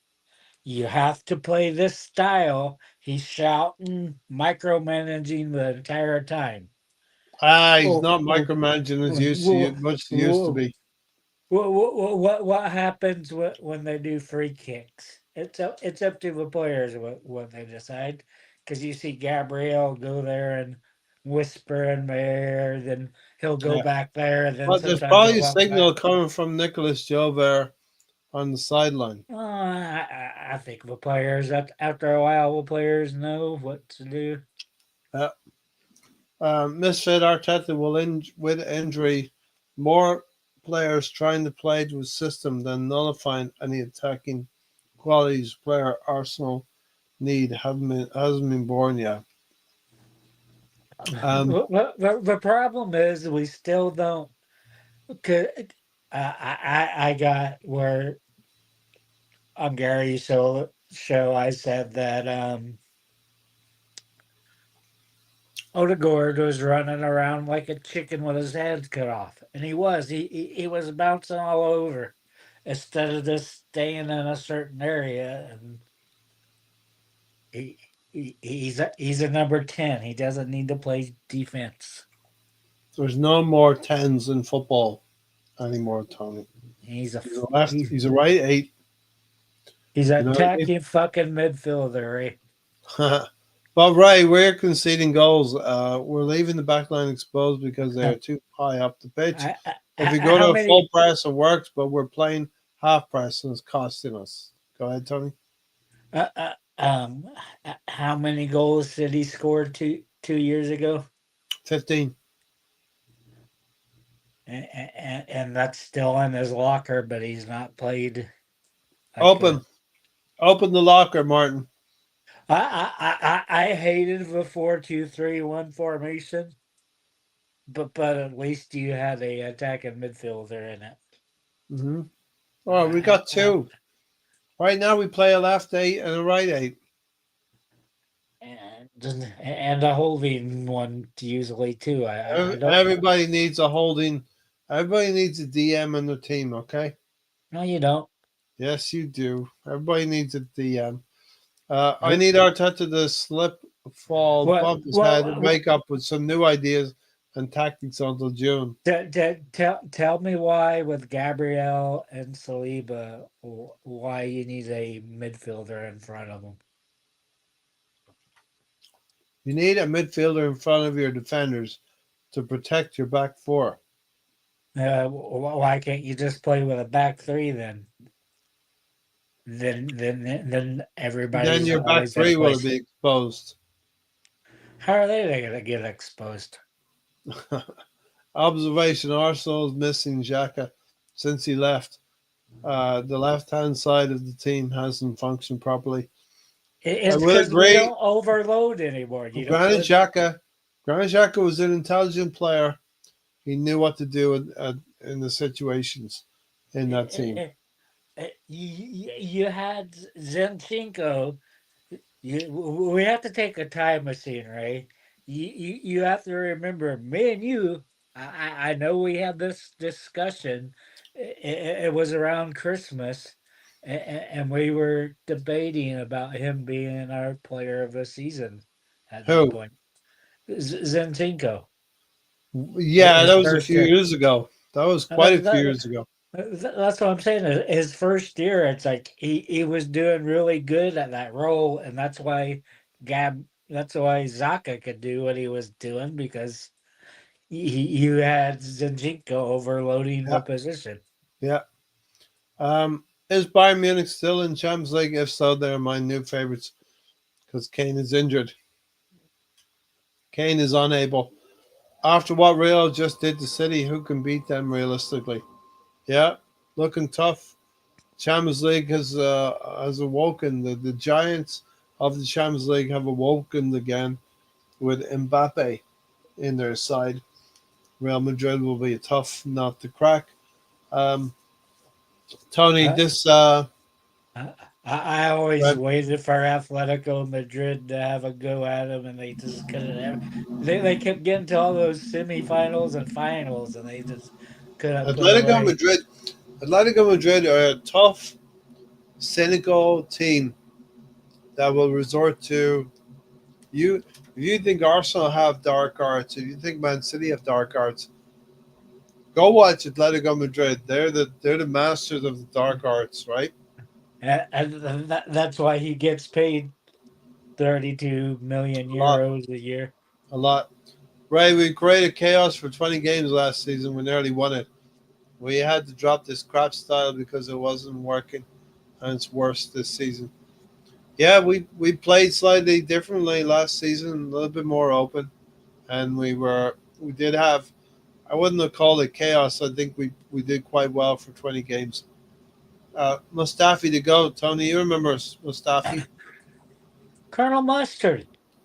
Not Colonel Mustafi. Mustard, Ray and Tony's. You have to say Ray and Tony in there. Ray and Tony's favorite player, Mustafi. Colonel Mustard. He gets his own playing card, in my opinion. You I, know why we didn't sign Watkins? The money was directed into Arteta's bank account with his new um, contract. We're not missing Xhaka. The style has changed, and we're running into low block brick walls. Xhaka would have been worse than useless playing the way we play. No way to know. I'm back, Ray. Had to go to my other job in between driving. can I tell you my crazy idea that I had? But No, let's think I about what's going on in Australia right now. Tiger and Gunnar is telling you about what he's done today. He had to go to his other job in between driving. okay. That's Stephen, great having you here. Great chat in the chat box here. Gotta go, guys. Works are calling. Have a good night, everyone. Yeah, be safe out there, Stephen. We know it's a difficult job that you got. Tony, tell me what you were talking about there a second I ago. I have this insane idea. Insane what idea? Yep. You, Oh, do you know what it is? it's insane. That's what I know it is. It's insane. Um, you have this totally worthless Winger and Sterling.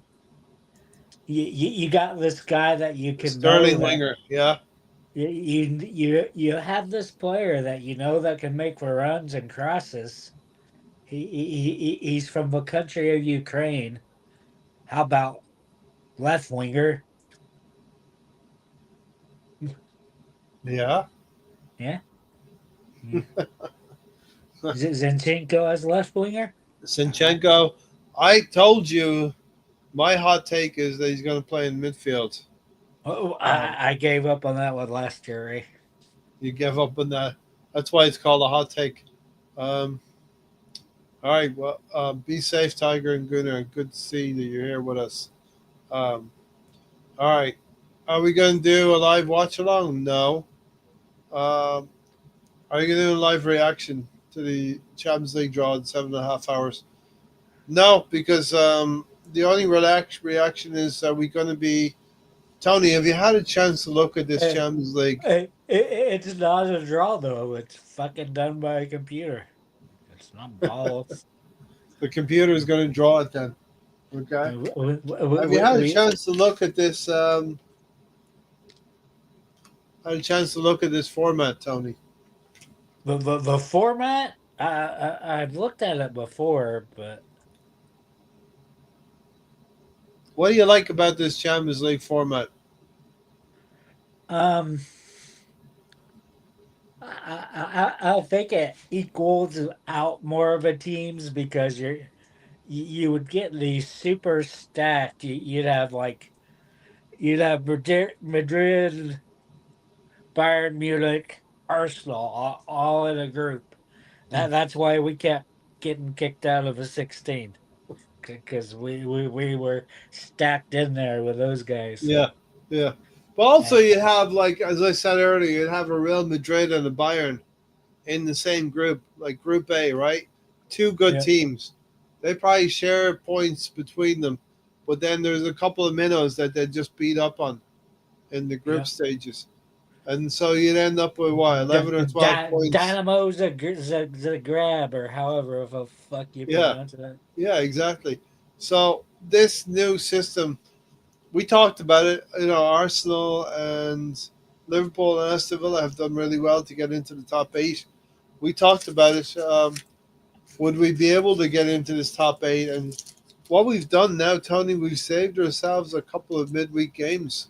Is there any way that we can be against Villa and the final?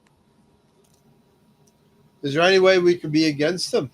Yeah, Why would you like that? I'm just thinking of the chaos it would create if Villa beat us in the Champions League. I would prefer we beat them in the Champions League. That's I would prefer it, but I'm my just dream saying scenario. You just want controversy and chaos yourself.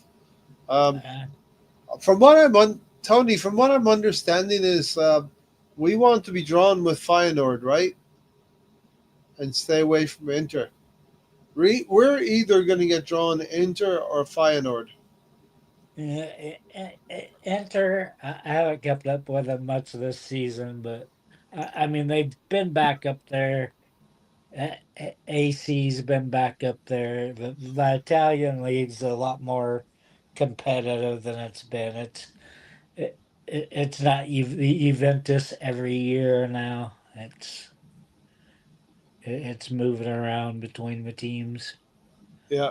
Now, what I understand is if we get Feyenoord, we'll stay away from Real. We'll be on the other side of draw from Real Madrid, Liverpool, and Inter. But if we get Inter, we'll get dragged into that Real Madrid Liverpool side. Oh, fun! Fun. I mean, there's Yeah, two. When we get to this stage, yeah. there's two things that everyone can say. They can say they either want to avoid the big teams and save them to the latter stages, or they say, "Bring them on. We don't care. We're Arsenal. We can beat Real Madrid." That's what they'll say. You know what I mean? Even though It's we know not. it's different. It's not what I'm gonna say. BX. I kind of last said BX. Barcelona are a disciplined team who are proficient in defense and attack. In my opinion, this system-based football has nullified creativity. The only way around it is a long ball and cut out the midfield. We have a person called Gabrielle that's very good at that. Yeah, Partey is mildly good at it. yeah. Even if we Skelly, had, even if we had Skelly's Xhaka, we wouldn't get the Xhaka from his final season at Arsenal. We'd get the Xhaka from the years before that. Absolute junk. Uh, People need to stop acting like he wasn't a failure for 80% of the time he was at Arsenal. He he figured it he out in the last he 18 single. months. We went through this before, Ray. He singly handedly cost us enough points for 4 years to keep us out of a champion league. Yeah, I think you could. But Him and old mustard. Him and when old you mustard. when you are fifth place and you miss out in the Champions League by 2 points, let's say, you can attribute those points to a lot of members of the team individually if you wanted to. Yeah, It's why the Arsenal fans turned and why he middle fingered. but you had Mustafi that had the positional awareness as a traffic cone. I mean, he was always in the wrong position. Then that's Uh, when Bellerin lost his speed, so he couldn't defend worth oh yeah, shit. I remember So him. so Um, so our right side was a linchpin of just leaking goals. Red John said Barcelona slaughtered Real Madrid at the Bernabeu in La Liga. Tiger and Goon is also asking when is the draw on.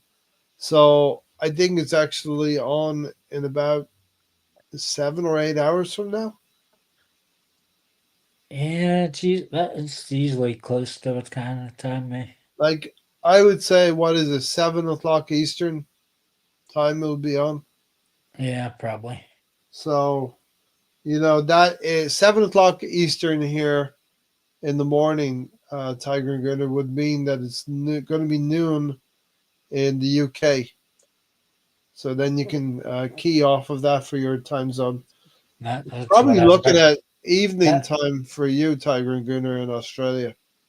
that's why I kept looking at it. It's like Central Time. I know it's six hours away from Greenwich Mean Time, right? Yeah, sure. Tiger and Gunner likes the Champions League format. Tony and I, we want to really get stuck into this Champions League format. We really do like it. Um, we, But but we're but Tony. what's so funny though, Ray, is this is the European Super League, Yeah, in effect, definitely. and Everything but people. words. But people were always like, "Oh, they're not breaking away." That was never the deal. As they had this set amount of games.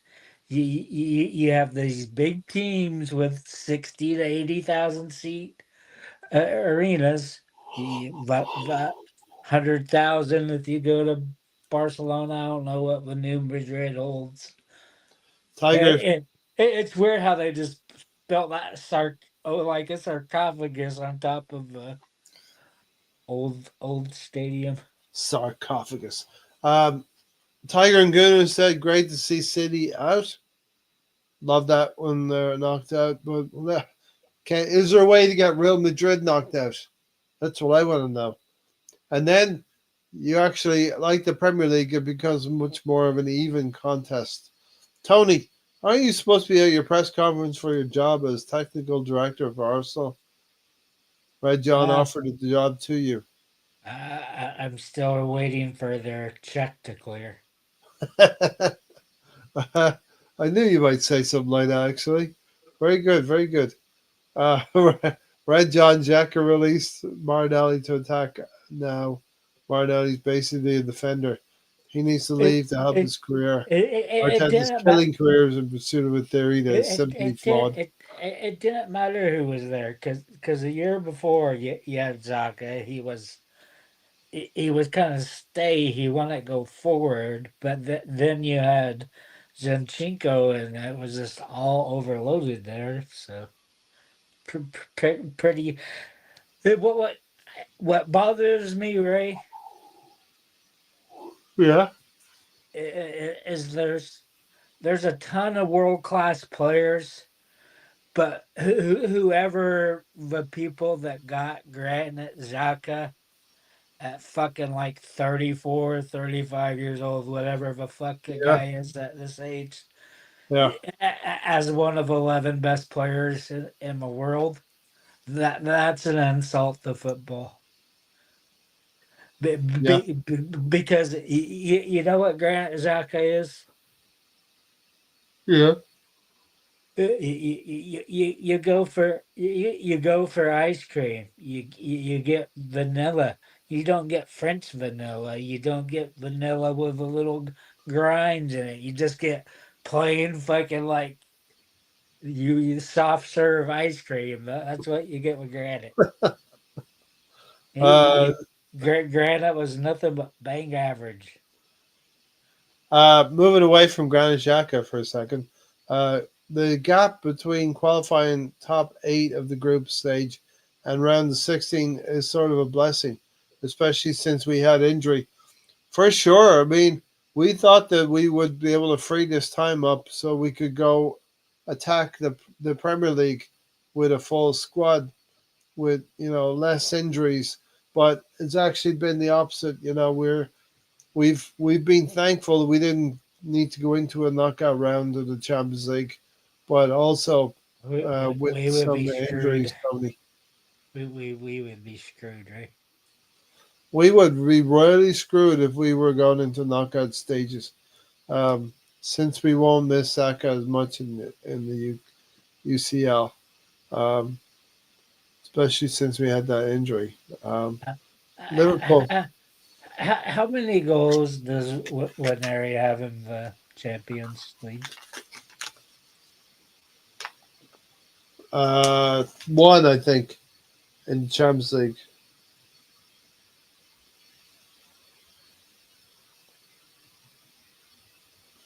Now, Liverpool were lucky, honestly, getting Tottenham, yeah, in the final. If we get Tottenham in the final, we'd have one. We'd have one as two instead of prime Barcelona with. Yeah, that's tough, isn't it? The way the cookie crumbles. The Uh, draw is 8 p.m. Australian time, and I know there's time zones in Australia as well. In my opinion, Arteta's the problem. He hasn't the ability to get Arsenal over the line, but he is part of a management team that will turn Arsenal a profit off the pitch. He needs to concentrate on the football. what does Australia have? Do they have 3 time zones or 4 time zones? Well, Tiger and Gooder will tell you. I'm Tiger, give me the answer. going to say three. A nice trivia question right there. Um, I wouldn't mind the big teams if we had Saka, Martinelli, and Havertz right I, now. I wish we did what Russia did, Ray. What? That they went to double daylight savings time, and they never. It's always either 2 hours or 1 hour. You either have 2 extra hours or 1 extra hour of Hmm. sun all year long. Wow. Uh, Imagine bringing one area to the Barnaby. What a joke. It's like an April Fool's prank. They never I heard of fucking the guy. hate it when it's dark at 5 o'clock, right? Oh, I agree. Um, there's four time zones, Mr. Tiger has told you. Four time zones, Tony. Was that the first word out of my mouth? Did I say four, or did I say Hmm. three or four? You said three. Now, don't try to twist this No, the way no, you I do. said three. I asked 3 or 4, and You said, you said three. I, I said 3 or 4, right? Don't twist it, Tony. Don't twist it Yeah. up, Tony. We'll have to call you Twisted Tony. Twist it You, up. Change the you, narrative. you have to I bring thought it me. was funny. I listened to you on the trip, you and Gary is the one who went into the history. He was giving you a history lesson at one point about Aubameyang. And when was Arsenal 3 years ago when Aubameyang was a striker? That was an interesting twist of fate. You're usually the one that goes into the history lessons, Yeah, and but there Gary was doing it there. yeah, but the thing was though, it still was a happy accident. Whoever Aubameyang and the coaching staff he got in a fight with, which I'm dead certain it was fucking Arteta, or the it had to be somebody high up, or they wanted a shit can him for I mean, flare ups happen in training. You get mad at your coaches, but I mean, it has to be there near the top, and it isn't your set piece coach or your goalkeeper coach or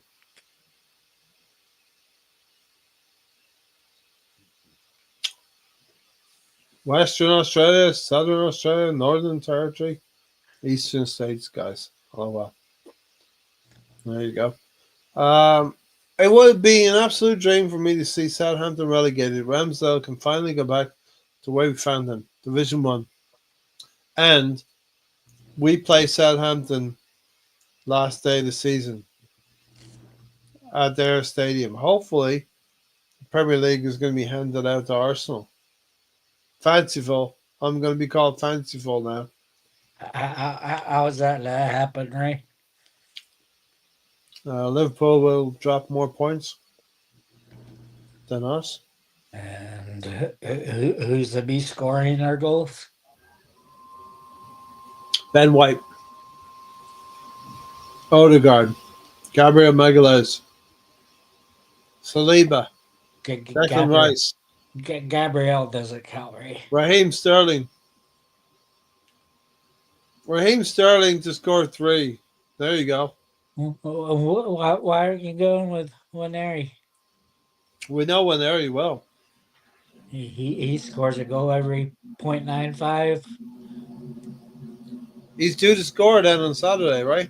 It's almost a goal a game, right? All right. Goal per 90. He's definitely nailed on. 0.95. Tony, he's nailed on the score now on Saturday, right? Yeah. Question, Ray, do you believe that Arteta is good enough? Arsenal have lost two titles in a little bit of managing the squad, rotating properly. We'd have had two titles. I agree. I agree with you. What What you're about saying is, what what, Iconoclast is saying, all the time, what Iconoclast is saying is, Mikel Arteta is not good enough to use his squad in difficult times. I kind of agree with that. but the He may not be problem good is enough. what have you seen of one area and the left back that they weren't game ready, right? I think just the age was Yeah, but making he Arteta he hesitate. but Skelly's 19. Hmm. Yeah. Um, When Aries ready to turn 18. we might have to bring Thierry Henry back as a 40-year-old to be our striker. I think. I Hmm. I just wish what we could get what kind of me and Ray wished for. You get you would probably end up with Henri as your assistant manager if you had Vieira as your manager. And we Who? could Henry. if it no, I said Henri would be the assistant if we had Vieira as our head coach. Can you imagine him with fucking Gabrielle telling him how to some secrets of the Yeah. gut arts? Yeah.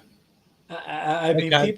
people forget how many fucking red cards Vieira used to pick up when he first started Yeah. work. Tony wants Henry and Bergkamp as their manager. I want Bergkamp as the sporting director, but And Zach Mikel. Ah, poor Mikel. fuck, I would have Tony sacked. Adams is the janitor. What I want to know is like since Wenger's left, we don't get any Robert Perez update. Does he still have a lifetime membership at the Emirates London Colony? Tony, who's taking over Edu? Uh, I would take over Edu. I think right now it's Jason Ato is the acting director. it, I know I don't want to. I don't think he did anything too bad. Did he really? Did Overmars just kind of No, set photos he sent on his phone to other employees? I think that was the main thing, right? uh, I'm gonna get out of here in the next few minutes. Things are time's ticking on. Um, yeah, But listen, yeah, he showed off his Barney Stone, right? yeah, freaking Overmars, right? Uh, Arsenal kept pace for 3 months. So yeah, Arsenal kept pace with Liverpool for 3 months. Kudos to Arsenal. They've kept pace with Liverpool for 3 months. 6 points with a game in hand. FC 9 points. Played 15, won 10. We've mirrored what Liverpool have done last season. Has has That's any of 50. the has it leaked that any of those three have signed contracts with other teams? No, I don't think so. Um, It's like you've never really heard anything about it. no, there's been some talk about it, but the players don't really want to talk about it. I don't think the club, I don't think Liverpool should remortgage themselves again for these kinds of players. You know what I mean? Um, I was right every time when I said let this fucker go. It's like buy Ozil, buy Sanchez. You can leave them the same year. We don't have to sign one of you for 350,000 fucking Ozil, pounds. Sanchez. Then we don't learn. Then we get a left winger, which is where Klopp played Aubameyang at, and Arsenal scored more points per game when he was on the Yeah. left. But then Um, Arteta's like, I'm gonna stick you in the middle and persist with you until you attack one of the coaches. uh, Red John said, Then I'm gonna have the savior come out.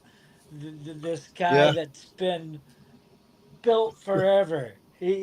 Uh, He's got the number 10 shirt or 8. Red John What is did he have? asking, Did he Red have John is 8 or 10? asking, is Did it Smith cold have over 8 or there? 10? 10. Um, it was. Hold on, I'll fucking bring it up. I know it was 5 degrees Fahrenheit on me. Yeah. Do split screen weather in River. -6 degrees here. Where I'm at. I bet you it's colder here. Well, I'm at -6, so you tell me what you got. That's Celsius. Actually, Tony, are you there? Yeah. Minus -6 Celsius. So you have to give me the Celsius Okay. if you can do Give that. me Ethan and one second. Skelly have been pushed into the first team quicker than they should be, in my opinion. It's due to the ability of playing a sensible squad. We are lacking 6 players at minimum. Negative 11, senior. Negative seems to be below tonight. Yeah.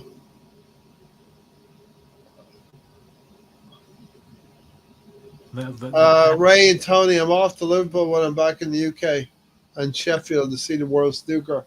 Oh, I'm jealous. I'm jealous. oh, See the World Snooker. why does this snooker always come up when I'm around? Um, you and I had a long discussion about snooker a few months back.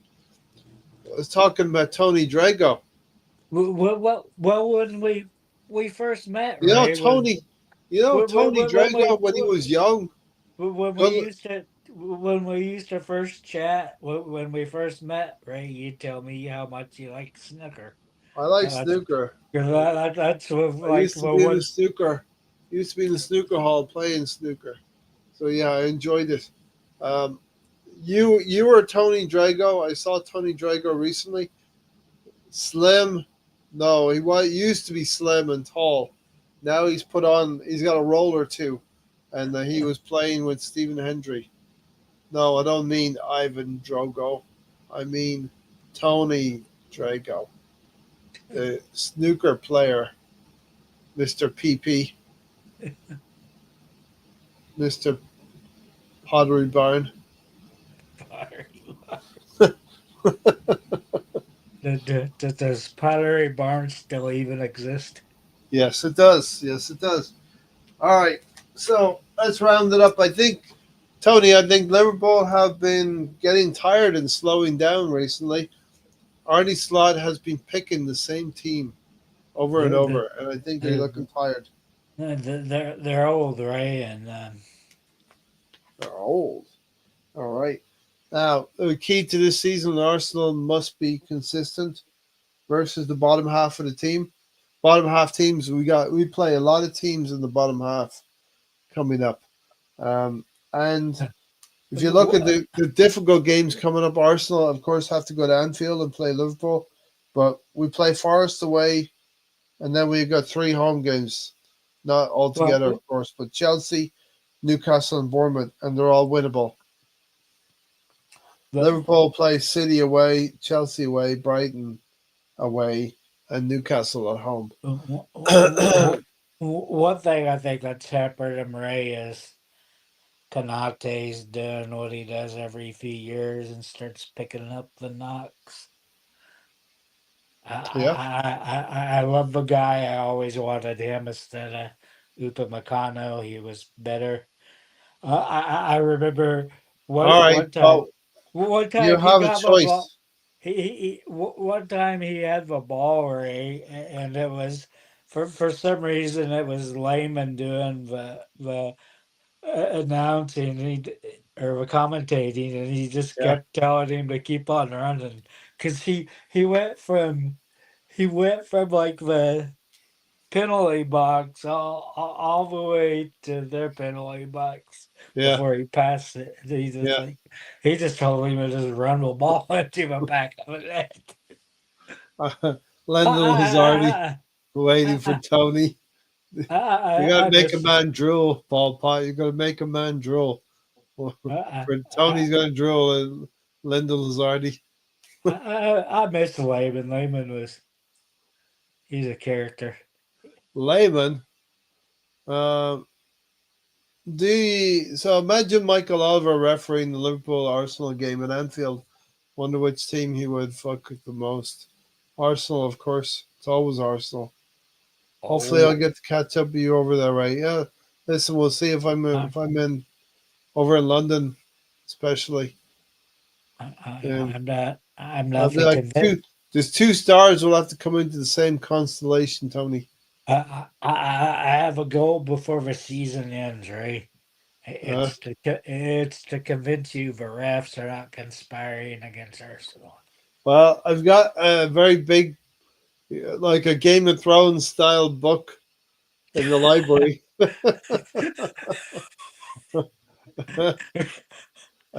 A big, big book, indeed, Tony. You know what I mean? Lots of or, evidence.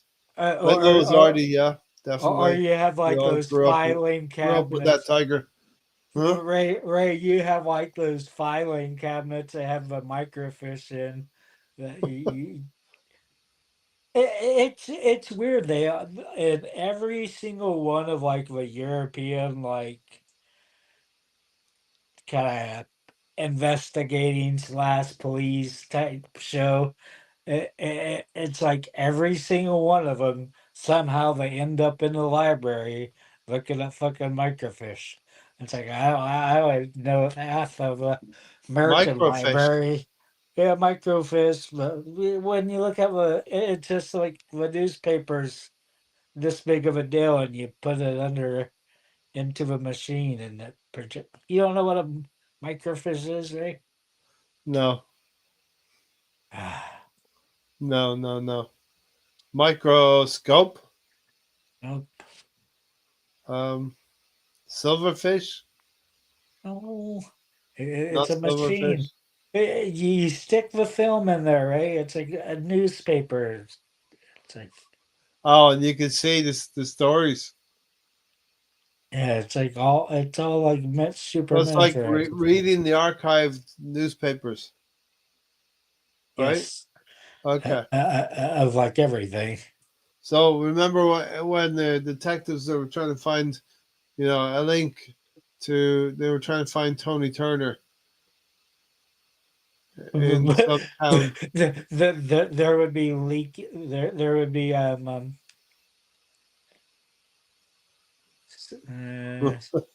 Uh, Iconoclast. here you go, Ray.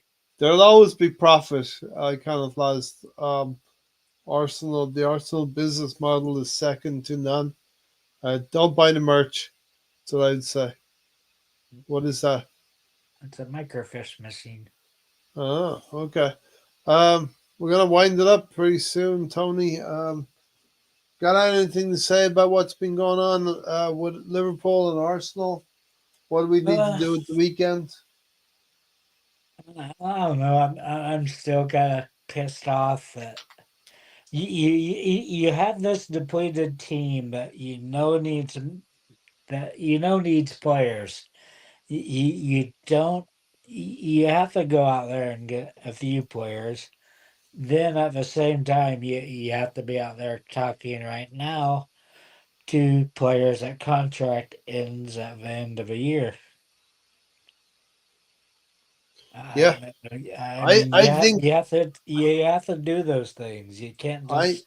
I think there's uncertainty with Salah and Van Dijk, especially. Oh, I wouldn't take a risk at Salah now. It's like at some point he's got to break down.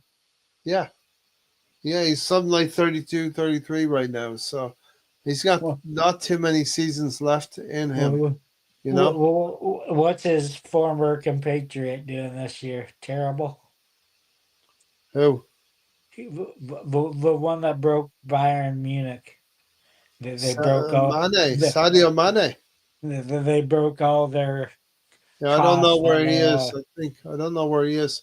Iconoclast said they Liverpool will edge it. I mean, very possibly they got a 5 to 8 or 8 point lead, depending on what happens on Saturday.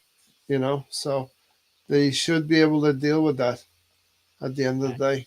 I I I just I think we're too frail. I think I'm just afraid of Ted as I say, Saka's back in training. I can play him on the weekend, even though he hasn't got any minutes under his legs. Yeah. So here we go again. I'm looking at one. We have one sequence of 3 wins, two sequences of 3 wins. We're on the third sequence of 3 wins, so we need to extend that. We haven't gotten 4 wins in a row all season, but it's now a situation where we could do this at the weekend, Tony. Win four in a row.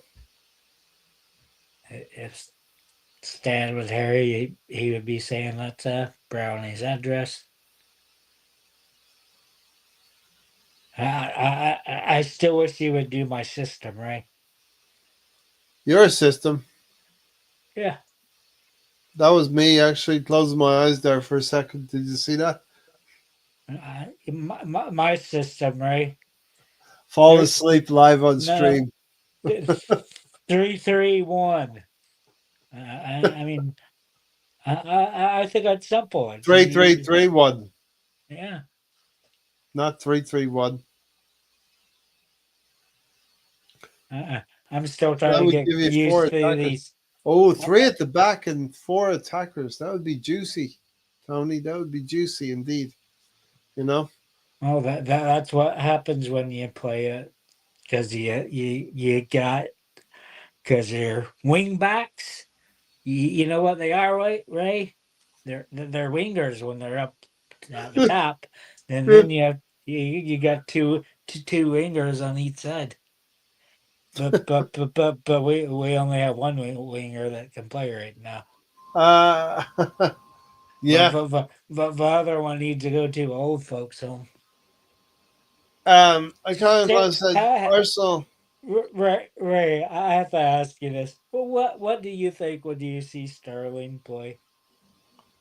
That he runs around like Wilma from Scooby Doo. It's like because I watched that game. I rewatched it, He runs like this. and he does nothing. It's just Exactly. eh, Watch the game back. Iconoclast said Arsenal have a 250 million war chest for the summer. Heard this before. The more things change, the more they yeah. stay the same. That's what's is that what same war chest we've had for 20 goddamn years at this point? Yeah, Or fucking, at that's a least big war 15 years. chest. We'll have to. I mean, we'll have to buy us a decent amount of players if we can with that war chest. All right, Tony. That's what Let's. that's what I'm saying though, right? You can't do it. You can't buy them. You got to So get guys on freeze. You got to use more academy players still. yeah, Instead of buying a $80 million midfielder, you need two midfielders. Unless that midfielder's Bruno Guimaraes, which we should have signed, but that would have wrecked our Bruno Guimaraes. deal. That so pisses me off, right? That was Arsenal's excuse of not signing a player. That they said that winter window, chasing Spurs or ahead of Spurs. We were ahead of them at that point, I think. But Yeah. they said if you got for wrong player, it would have upset the project, and we were offered Bruno.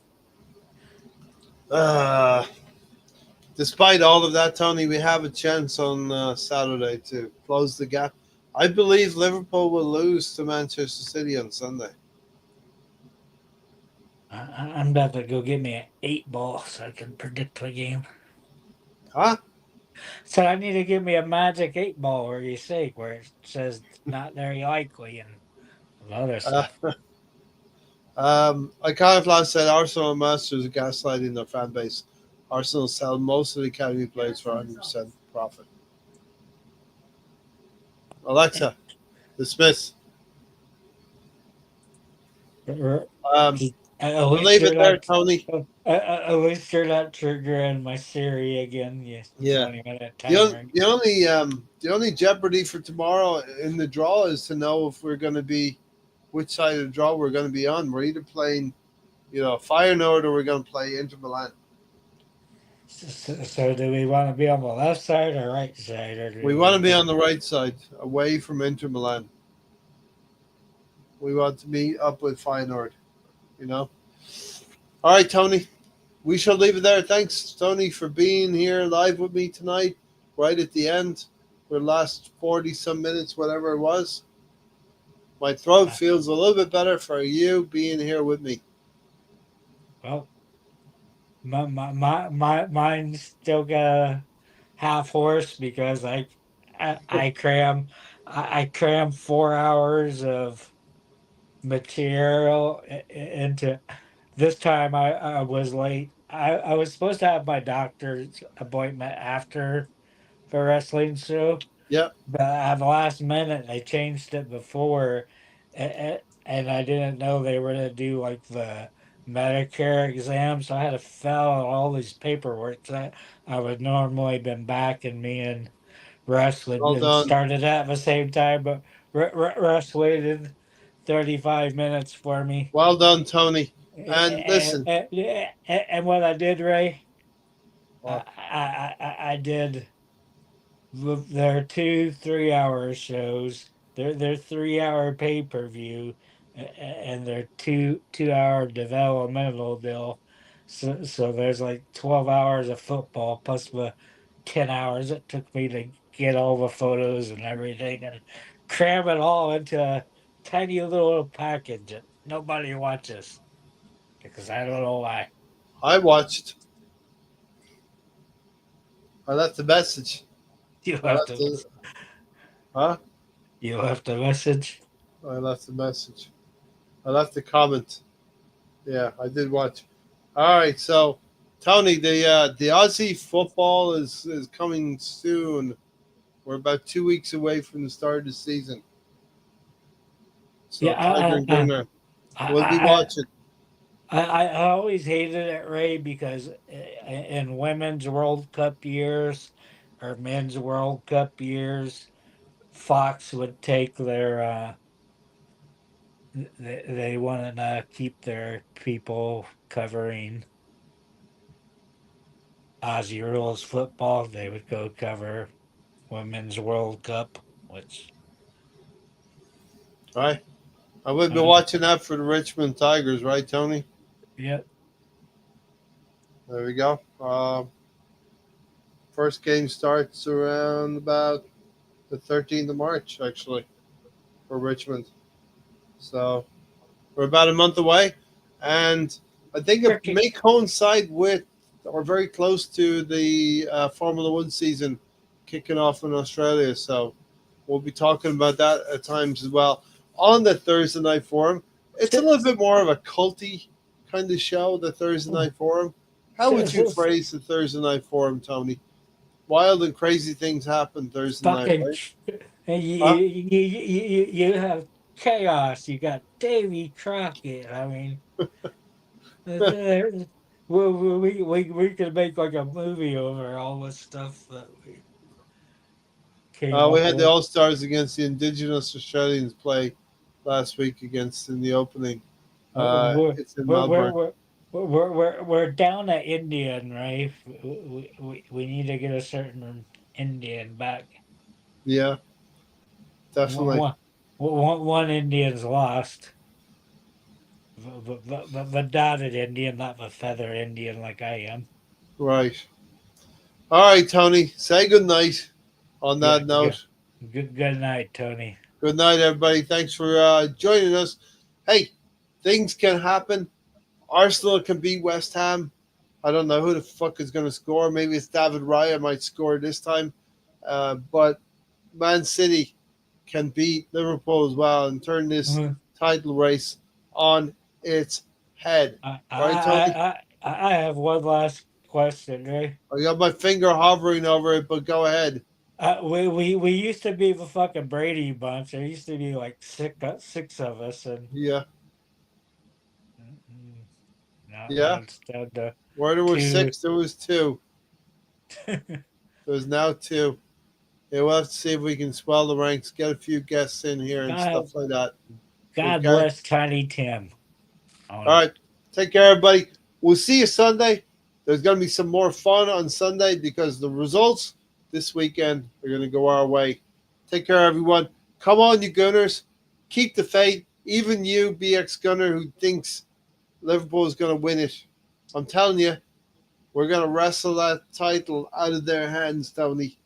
It'll be epic. Take care, everyone.